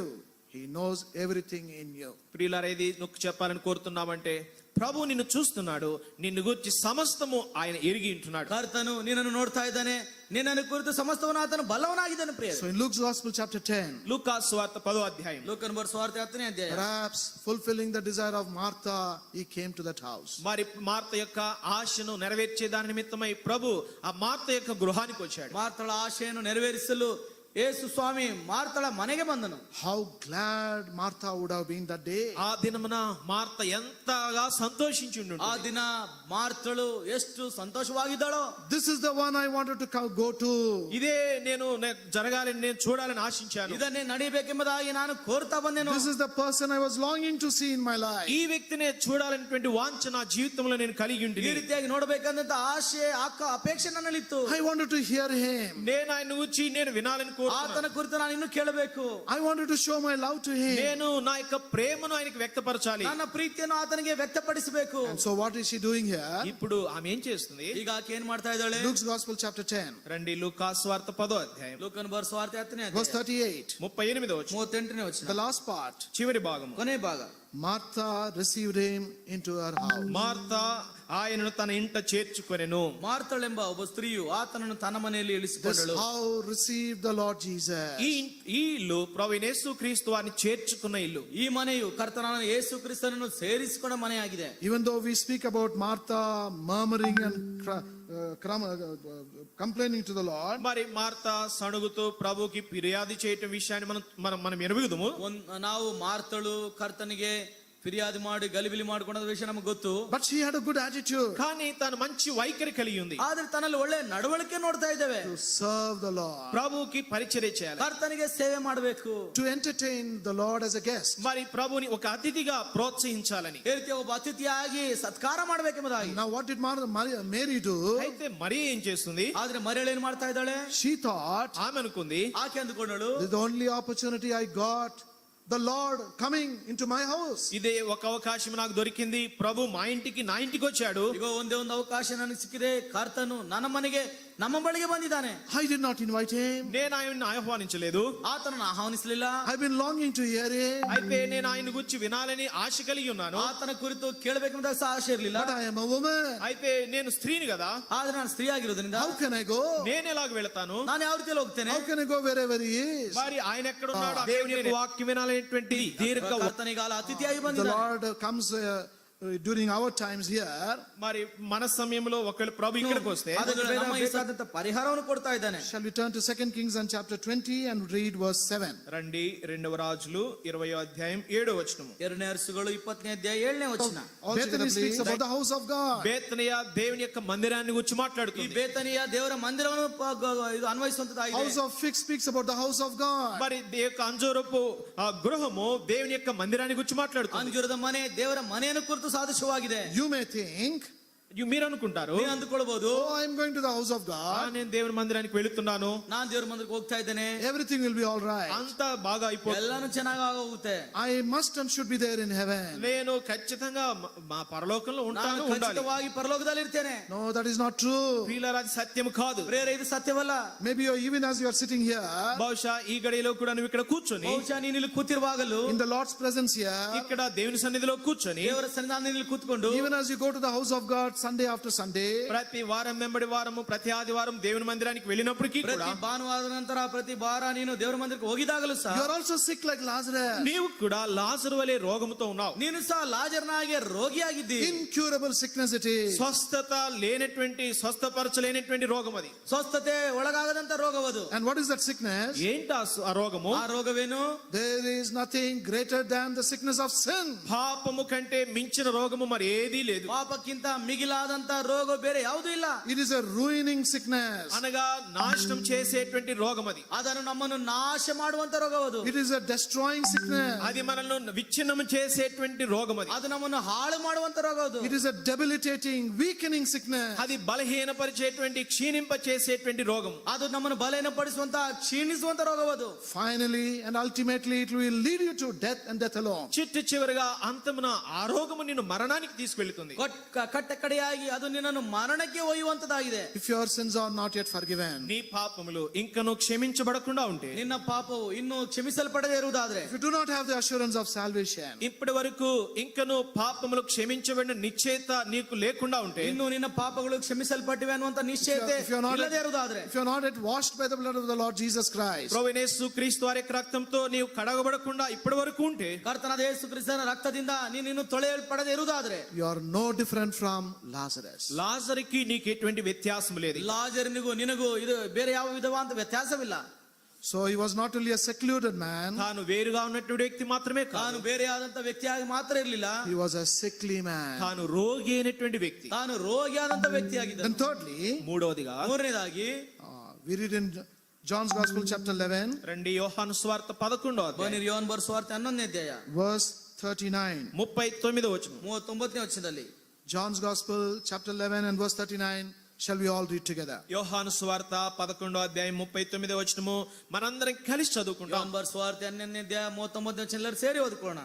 Jesus said, Yesu, take away the stone. Martha, the sister of him, was dead, said unto him, ನಾಲ್ಕು ದಿವಸವಾಯಿತು, ಈಗ Lord, ನಾಲ್ಕು this time ದಿನವಿದೆ, he stinketh, ಹುಟ್ಟಿದೆ for he has been dead 4 ఆయనతో days. చెప్పెను.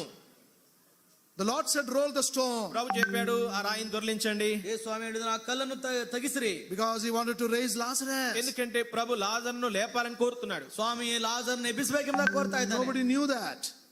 Nobody knew that. ఎవరికి ఆ విషయం తెలియదు. ಯಾರಿಗೂ ಈ ವಿಷಯ ಗೊತ್ತಿಲ್ಲ. So when he asked them to roll the stone, ఎప్పుడైతే ప్రభు అడిగాడో రాయిని దొర్లించమని, ಯಾವಾಗ ಈ ಕಲ್ಲನ್ನು ತೆಗಿರಿ ಎಂಬುದಾಗಿ ಹೇಳಿದನು, now at once Martha is speaking. వెంటనే మార్తా మాట్లాడుతుంది. ತಕ್ಷಣವೇ ಇಲ್ಲಿ ಮಾರ್ತಳು ಮಾತನಾಡ್ತಾ And who ಇದ್ದಾಳೆ. is this Martha? ఎవరి మార్తా? ಈ ಮಾರ್ತಳು ಯಾರು? His own sister. ఆ లాజరుకి సొంత అక్క, ತನ್ನ ಲಾಜರಿಗೆ ಸ್ವಂತ ಅಕ್ಕ, ప్రియమైన అక్క గారు. ప్రియమైన అక్క గారు. ಪ್ರಿಯವಾದಂತ ಅಕ್ಕ ಅಲ್ಲ. What is he saying? ఆమె ఏం చెప్తుంది? ಏನೆಂಬುದಾಗಿ ಹೇಳ್ತಾ ಇದ್ದಾಳೆ? What is she telling about dead Lazarus? లాజరు గురించి మార్త ఏం చెప్తుంది? ಲಾಜರ್ನ ಕುರಿತು ಮಾರ್ತಳು ಏನ್ ಹೇಳ್ತಾ ಇದ್ದಾಳೆ? By this time he is stinking. ప్రభా ఇప్పటికి వాడు వాసన కొట్టును.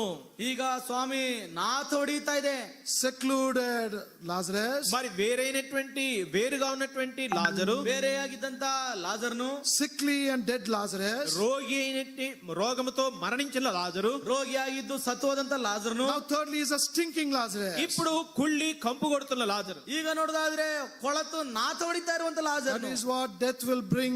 ప్రియ సహోదరి సహోదరుడ, మరణము అదే తీసుకొస్తుంది. ಬೇರೆ ಮರಣವು ನಮಗೆ ಇದನ್ನೇ ತರುವಂತದ್ದಾಗಿದೆ. That's why we read in Isaiah chapter 1 and verse 6. యెషయా గ్రంథము 1వ అధ్యాయం 6వ వచనంలో మనం చదువుతాం. ಯೆಶಾಯನ ಗ್ರಂಥ 1ನೇ ಅಧ್ಯಾಯ 6ನೇ ವಚನ ನಾವು There ಓದ್ತೇವೆ. the word of God speaks the condition of a sinner. పాపి యొక్క పరిస్థితిని అక్కడ దేవుని వాక్యం వివరిస్తుంది. ಪಾಪಿಯ ಪರಿಸ್ಥಿತಿಯನ್ನು ದೇವರ ವಾಕ್ಯ ವಿವರಿಸ್ತಾ ಇದೆ. From the head to foot we are full of wounds and bruises. అరకాలు మొదలుకొని తల వరకు ఎక్కడ చూచినో గాయములు, దెబ్బలు, పచ్చి పుండ్లు. ಈ ರೀತಿಯಾಗಿ ನೋಡೋದಾದ್ರೆ ತಲೆಯಿಂದ ಅಂಗಾಲಿನವರೆಗೂ ನಡುನೆತ್ಯ ತನಕ ಪೆಟ್ಟು ಬಾಸುಂಡೆ ಮಾಯದ ಗಾಯಗಳೇ. We can understand గాయములు దెబ్బలు. గాయములు, దెబ్బలు అంటే మీకు తెలుసు, అర్థం ಗಾಯಗಳು చేసుకుంటారు ಪೆಟ್ಟುಗಳು కొంత. ಅಂದ್ರೆ ನಿಮಗೆ ಗೊತ್ತಾಗುತ್ತದೆ.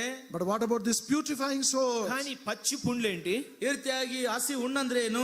They emanate a very bad smell. అది దుర్గంధమును వెదజల్లుతాయి, దుర్వాసన వెదజల్లుతాయి. ವಾಸನೆ ಬರುವಂತದಾಗಿರ್ತದೆ. We find that on some lepers. మరి కొందరు కుష్ఠ రోగులు ఉంటారు, వారి దగ్గర మనం చూడవచ్చు. ಆ ಕೆಲವರು ಕುಷ್ಠರೋಗಿ ಇರ್ತಾರೆ, ಅವ್ರ ಬಳಿ ನಾವು ನೋಡಬಹುದು. They have these wounds of leprosy. ఆ యొక్క కుష్ఠ గాయములు వారు కలిగి ఉంటారు. ಕುಷ್ಠದ ಗಾಯಗಳವರು ಉಳ್ಳರಾಗಿರ್ತಾರೆ. And if you go near them, వారికి సమీపంగా నువ్వు వెళితే ಒಂದು ವೇಳೆ ಅವರ ಸಮೀಪವಾಗಿ ನೀನು they ಹೋಗುದಾದ್ರೆ are not only incurable, మరి అది స్వస్థత దొరకనటువంటివే కావవి. ಅದು ಸ್ವಸ್ಥವಾಗದೇ ಇರುವಂತಗಳಲ್ಲ. but not now during the Old Testament times, మరి ఇప్పుడైతే కాదు, పాత నిబంధన కాలంలో ಈಗಲ್ಲ ಹಳೆ ಒಡಂಬಡಿಕೆ ಕಾಲದಲ್ಲಿ but they also emanate a very bad smell. ఎంతో దుర్గంధాన్ని పుట్టిస్తాయి. ಎಷ್ಟೋ ದುರ್ಗಂಧವನ್ನು ಅದು ಹುಟ್ಟಿಸುವಂತದಾಗಿದೆ. That is the condition of a sinner. పాపి యొక్క వాస్తవమైన పరిస్థితి అది. ಪಾಪಿಯ ನಿಜ ಸ್ಥಿತಿ ಇದೇ ಆಗಿದೆ. If your sins are not yet forgiven, నీ పాపములు ఇంకను క్షమించబడకుండా ఉంటే, ನಿನ್ನ ಪಾಪಗಳು ಇನ್ನೂ ಕ್ಷಮಿಸಲ್ಪಡದಿರುವುದಾದ್ರೆ, you may be a very handsome person. బహుశా నువ్వెంతో సౌందర్యము, అందం కలిగిన వ్యక్తివేమో. ಬಹುಶಃ ನೀನೆಷ್ಟು ಅಂದ ಚಂದವುಳ್ಳಂತ You ವ್ಯಕ್ತಿ may ಆಗಿರಬಹುದು. be a very good looking girl. బహుశా చూడటానికి చక్కనైన మరి అమ్మాయిగా కనబడొచ్చు. ನೋಡ್ಲಿಕ್ಕೆ ಚಂದವಾಗಿರುವಂತ ಹುಡುಗಿ ಆಗಿರ್ಬೋದು But ನೀನು. spiritually, you are with these wounds and bruises. అయితే ఆత్మీయంగా నీ యొక్క దెబ్బలు, గాయములు, పచ్చి పుండ్లు, దుర్వాసనతో ఉన్నాయి. ಆತ್ಮಿಕವಾಗಿ ನೀನು ಗಾಯಗಳು ಪೆಟ್ಟುಗಳು ಹಸಿ ಹುಣ್ಣಿನಿಂದ ಇದ್ದೀಯಾ. More than that, you are with this putrefying sores. మరి దానికంటే అధికముగా దుర్గంధమునిచ్చేటువంటి పచ్చి పుండ్లు, ದುರ್ವಾಸನೆಯಿಂದ ಕೂಡಿದಂತ ಹಸಿ ಹುಣ್ಣುಗಳು ನೋಡ್ತಾ ಇದ್ದೇವೆ. That is the condition of Lazarus. లాజరు యొక్క పరిస్థితి కూడా అదే. ಲಾಜರ್ನ ಪರಿಸ್ಥಿತಿ ಇದೇ ಆಗಿತ್ತು. His sister is telling the Lord, మరి లాజరు యొక్క సొంత అక్కనే ప్రభుతో చెప్తుంది, ಲಾಜರ್ನ ಸ್ವಂತ ಅಕ್ಕ ಕರ್ತನಿಗೆ ಹೇಳ್ತಾ ಇದ್ದಾಳೆ, Prabhuva, he is stinking. ప్రభువా ఇప్పటికి వాసన కొట్టును. ಸ್ವಾಮಿ ಈಗಲೇ 4 ದಿನ ಆಯ್ತು ನಾತ ಹೊಡಿತಾ ಇದೆ. Maybe they all had to remove their handkerchiefs and close their nose. బహుశా ప్రభువా మరి హ్యాండ్ కర్చీఫ్ తీసి మరి ముక్కు మూసుకోవాలేమో ప్రభువా. ಹ್ಯಾಂಡ್ ಕರ್ಚಿಫ್ ಮೂಗು ಮುಚ್ಕೊಳ್ಬೇಕೇನೋ. That was the condition of Lazarus. లాజరు యొక్క పరిస్థితి అది. ಲಾಜರ್ನ ಒಂದು ಪರಿಸ್ಥಿತಿ ಇದಾಗಿತ್ತು. That is the third condition. అది మూడవ పరిస్థితి లాజరు. ಲಾಜರ್ನ ಮೂರನೇ ಪರಿಸ್ಥಿತಿ. Then fourthly, నాలుగోదిగా ನಾಲ್ಕನೇದಾಗಿ he was a source of sorrow in that house. ఆ యొక్క ఇంటిలో దుఃఖానికి మూలం ఈయనే. ಆ ಮನೆಯಲ್ಲಿ ದುಃಖಕ್ಕೆ ಈತನೇ ಕಾರಣನಾದನು. It is a house of figs. అది ಅಂಜೂರపు ಇಲ್ಲು అది ಅದು ಅಂಜೂರದ ಮನೆ ಅದು. house of healing, స్వస్థత ఇల్లు అది ಸ್ವಸ್ಥತೆಯ ಮನೆ ಅದು. house of hospitality, ఆతిథ్యం ఇచ్చేటువంటి ఇల్లు ಆತಿಥ್ಯವನ್ನು ಕೊಡುವಂತ ಮನೆ ಅದು. house which gave regard and respect for the Lord Jesus and his word. మరి ప్రభువైన యేసు క్రీస్తు వారికి ఆయన వాక్యానికి ఎంతో ఘనతను మర్యాదనిచ్చినటువంటి గృహం అది. ಯೇಸು ಕ್ರಿಸ್ತನಿಗೆ ತನ್ನ ವಾಕ್ಯಕ್ಕೆ ಸೇವೆಗೆ ಎಷ್ಟೋ ಘನತೆಯನ್ನು ಕೊಟ್ಟಂತ ಮನೆ ಅದು. But because of the sickness of Lazarus, అయితే లాజరు తనకు వచ్చిన రోగం యొక్క కారణాన్ని బట్టి ಲಾಜರ್ನ ತನ್ನಲ್ಲಿರುವಂತ ಈ ರೋಗದ ಕಾರಣದಿಂದ, because that sickness led him to death, ఆ యొక్క రోగమే మరణానికి తీసుకెళ్ళింది. ಆ ರೋಗವೇ ಈಗ ಮರಣಕ್ಕೆ ಹೋಯಿತು. house is sorrowing and weeping. ఇప్పుడు ఆ యొక్క ఇల్లు ఏడ్పు దుఃఖము విలాపం ఉంటుంది. ಈಗ ಅವರ ಮನೆಯಲ್ಲಿ ಕಣ್ಣೀರು ನಿಟ್ಟುಸಿರು ನೋಡ್ತಾ ಇದ್ದೇವೆ. How many homes are weeping like that? ఎన్ని గృహాలు ఈనాడు అలాగే ఏడుస్తుంటున్నాయి. ಈ ದಿನಗಳಲ್ಲಿ ಎಷ್ಟು ಮನೆಗಳು ಆ ರೀತಿಯಾಗಿ ಅಳುತ್ತಾ ಇವೆ. Maybe because of you and your sinful condition, your home also is in tears today. బహుశా నిన్ను బట్టి నీ పాపం యొక్క పరిస్థితిని బట్టి నీ ఇంటిలో దుఃఖము ఏడుపు ఉందేమో. ಬಹುಶಃ ನಿನ್ನ ನಿಮಿತ್ತವಾಗಿ ನೀನು ಮಾಡಿದಂತ ಕಾರ್ಯ ನಿಮಿತ್ತವಾಗಿ ನಿನ್ನ ಸ್ಥಿತಿಯನ್ನು ಕುರಿತು ನಿನ್ನ ಮನೆಯಲ್ಲಿ ದುಃಖವು ನಿಟ್ಟುಸಿರಿದೇನೋ. You have brought your beloved father, your mother will beget you to tears today. ఈ దినమున నీ ప్రియమైన తండ్రికి నీ ప్రియమైనటువంటి తల్లికి కన్నీరే నువ్వు మిగిల్చావు. ಈ ರೀತಿಯ ನಿನ್ನ ಪ್ರಿಯ ತಂದೆಗೆ ನಿನ್ನ ಪ್ರಿಯ ತಾಯಿಗೆ ಕಣ್ಣೀರನ್ನೇ ಉಳಿಸಿಕೊಟ್ಟಿದ್ದೀಯಾ. They are weeping because of you. నిన్ను బట్టే వారు ఏడుస్తున్నారు, విలపిస్తున్నారు. ನಿನ್ನ ನಿಮಿತ್ತವಾಗಿ ಅವರು ಅಳುತ್ತಾ ಇದ್ದಾರೆ. They are not able to sleep because of you and your sinful condition. నిన్ను బట్టి నీ పాప స్థితిని బట్టి వారు కనీసం నిద్ర కూడా పోవటం లేదు. ನಿನ್ನನ್ನು ಕುರಿತು ನಿನ್ನ ಪಾಪದ ಸ್ಥಿತಿಯನ್ನು ಕುರಿತು ಕನಿಷ್ಠ ಅವರಿಗೆ ನಿದ್ದೆ ಸಾಧ್ಯತಾ ಇಲ್ಲ. Oh dear young man, how long you want to continue in this condition? ఓ ప్రియమైన యవనస్తుడా, ఎంత కాలము ఈ దుస్థితిలో కొనసాగుతావు? ಓ ಪ್ರಿಯ ಯೌವನಸ್ಥನೇ, ಇಂಥ ದುಸ್ಥಿತಿಯಲ್ಲಿ ಇನ್ನು ಎಷ್ಟು ದಿನ ಕಳೆಯುತ್ತೀಯಾ? Dear young sister, how long you want to be a source of sorrow in your family? ప్రియమైన యవన సహోదరి, ఎంత కాలము ఇంకా నీ ఇంటి వారికి దుఃఖానికి కారకురాలుగా ಓ ఉంటావు? ಪ್ರಿಯ ಸಹೋದರಿ, ನಿನ್ನ ಕುಟುಂಬದಲ್ಲಿ ಇನ್ನು ಎಷ್ಟು ವರ್ಷ ಈ ರೀತಿಯಾಗಿ ದುಃಖಕ್ಕೆ ಕಾರಣವಾಗುತ್ತಾ ಇರ್ತೀಯ? When will you come to realization? ఎప్పుడు గ్రహింపులోనికి నువ్వు వస్తావు? ಯಾವಾಗ ನೀನು ನಿಜವಾದಂತ ಗ್ರಹಿಕೆಗೆ ಬರುತ್ತೀಯ? When will you know your condition? ఎప్పుడు నీ స్థితిని ఎరుగుతావు నువ్వు? ಯಾವಾಗ ನಿನ್ನ ಸ್ಥಿತಿಯನ್ನು ನೀನು ತಿಳಿದುಕೊಳ್ಳುತ್ತಿ? Oh, may the Lord open your eyes, open your heart this evening. ఈ సాయంత్రకాల సమయంలో ప్రియ ప్రభు నీ కన్నులను నీ హృదయమును తెరచును గాక. ಓ ಪ್ರಿಯ ಪ್ರಭು, ಈ ಸಾಯಂಕಾಲ ಸಮಯದಲ್ಲಿ ನಿನ್ನ ಕಣ್ಣನ್ನು ನಿನ್ನ ಹೃದಯವನ್ನು ಆತನು ತೆರೆಯಲಿ. This is the fourfold condition of Lazarus. ఇది లాజరు ఉన్న నాలుగంతల పరిస్థితి. ಇದು ಲಾಜರನಲ್ಲಿದ್ದಂತ 4 ವಿಧವಾದಂತ ಪರಿಸ್ಥಿತಿ. But in spite of all this, ఇవి అన్ని ఇలా ఉన్నప్పటికీ కూడా ಇವೆಲ್ಲವೂ ಸಹ ಒಂದು ಕಡೆ ಇದ್ದಾಗಲೂ what is the attitude of the Lord Jesus towards Lazarus? ప్రభు అయిన యేసు క్రీస్తు వారు లాజరు ఎడల లాజరు పట్ల ఎటువంటి వైఖరి కలిగి ఉన్నాడు? ಕರ್ತನಾದ ಯೇಸು ಕ್ರಿಸ್ತನು ಲಾಜರನ ವಿಷಯದಲ್ಲಿ ಎಂತ ವಿಧವಾದಂತ ನಡವಳಿಕೆಗಳನ್ನು ಆಗಿದನು. As we see in John's Gospel chapter 11, యోహాను సువార్త 11వ అధ్యాయంలో ಯೇಸು ಸ್ವಾಮಿ ಇದೇ ಯೋಹಾನ ಬರೆಸುವ 11ನೇ ಅಧ್ಯಾಯದಲ್ಲಿ and verse 3, 3వ వచనం 3ನೇ ವಚನ last portion, చివరి భాగము, ಕೊನೆ ಭಾಗದಲ್ಲಿ, he whom thou lovest is sick. నీవు ప్రేమించువాడు రోగి అయి ఉన్నాడు. ನೀನು ನಿನ್ನ ಪ್ರಿಯ ಮಿತ್ರನು ಅಸ್ವಸ್ಥನಾಗಿದ್ದಾನೆ. Actually, it should read like this. వాస్తవంగా ఇలా చదవాలి ఇది. ವಾಸ್ತವವಾಗಿ ಈ ರೀತಿಯಾಗಿರ್ಬೇಕು. నువ్వు ప్రేమించుచున్నవాడు is sick. నీవు ప్రేమించుచున్నవాడు రోగి. ನೀನು ಪ್ರೀತಿಸಿದ್ದಂತವನು ಈಗ ರೋಗಿ ಆಗಿದ್ದಾನೆ. That is how it is in English. English లో లాగుంటుంది. ಇಂಗ್ಲಿಷ್ ನಲ್ಲಿ ಈ ರೀತಿಯಾಗಿ ಬರೆಯಲ್ಪಟ್ಟಿದೆ. The one whom you are still loving is sick. నీవు ఇంకనూ ప్రేమించుచున్నవాడు రోగి అయినాడు. ನೀನು ಇನ್ನು ಪ್ರೀತಿಸುವ ಆತನು ಈಗ ರೋಗಿ ಆಗಿದ್ದಾನೆ.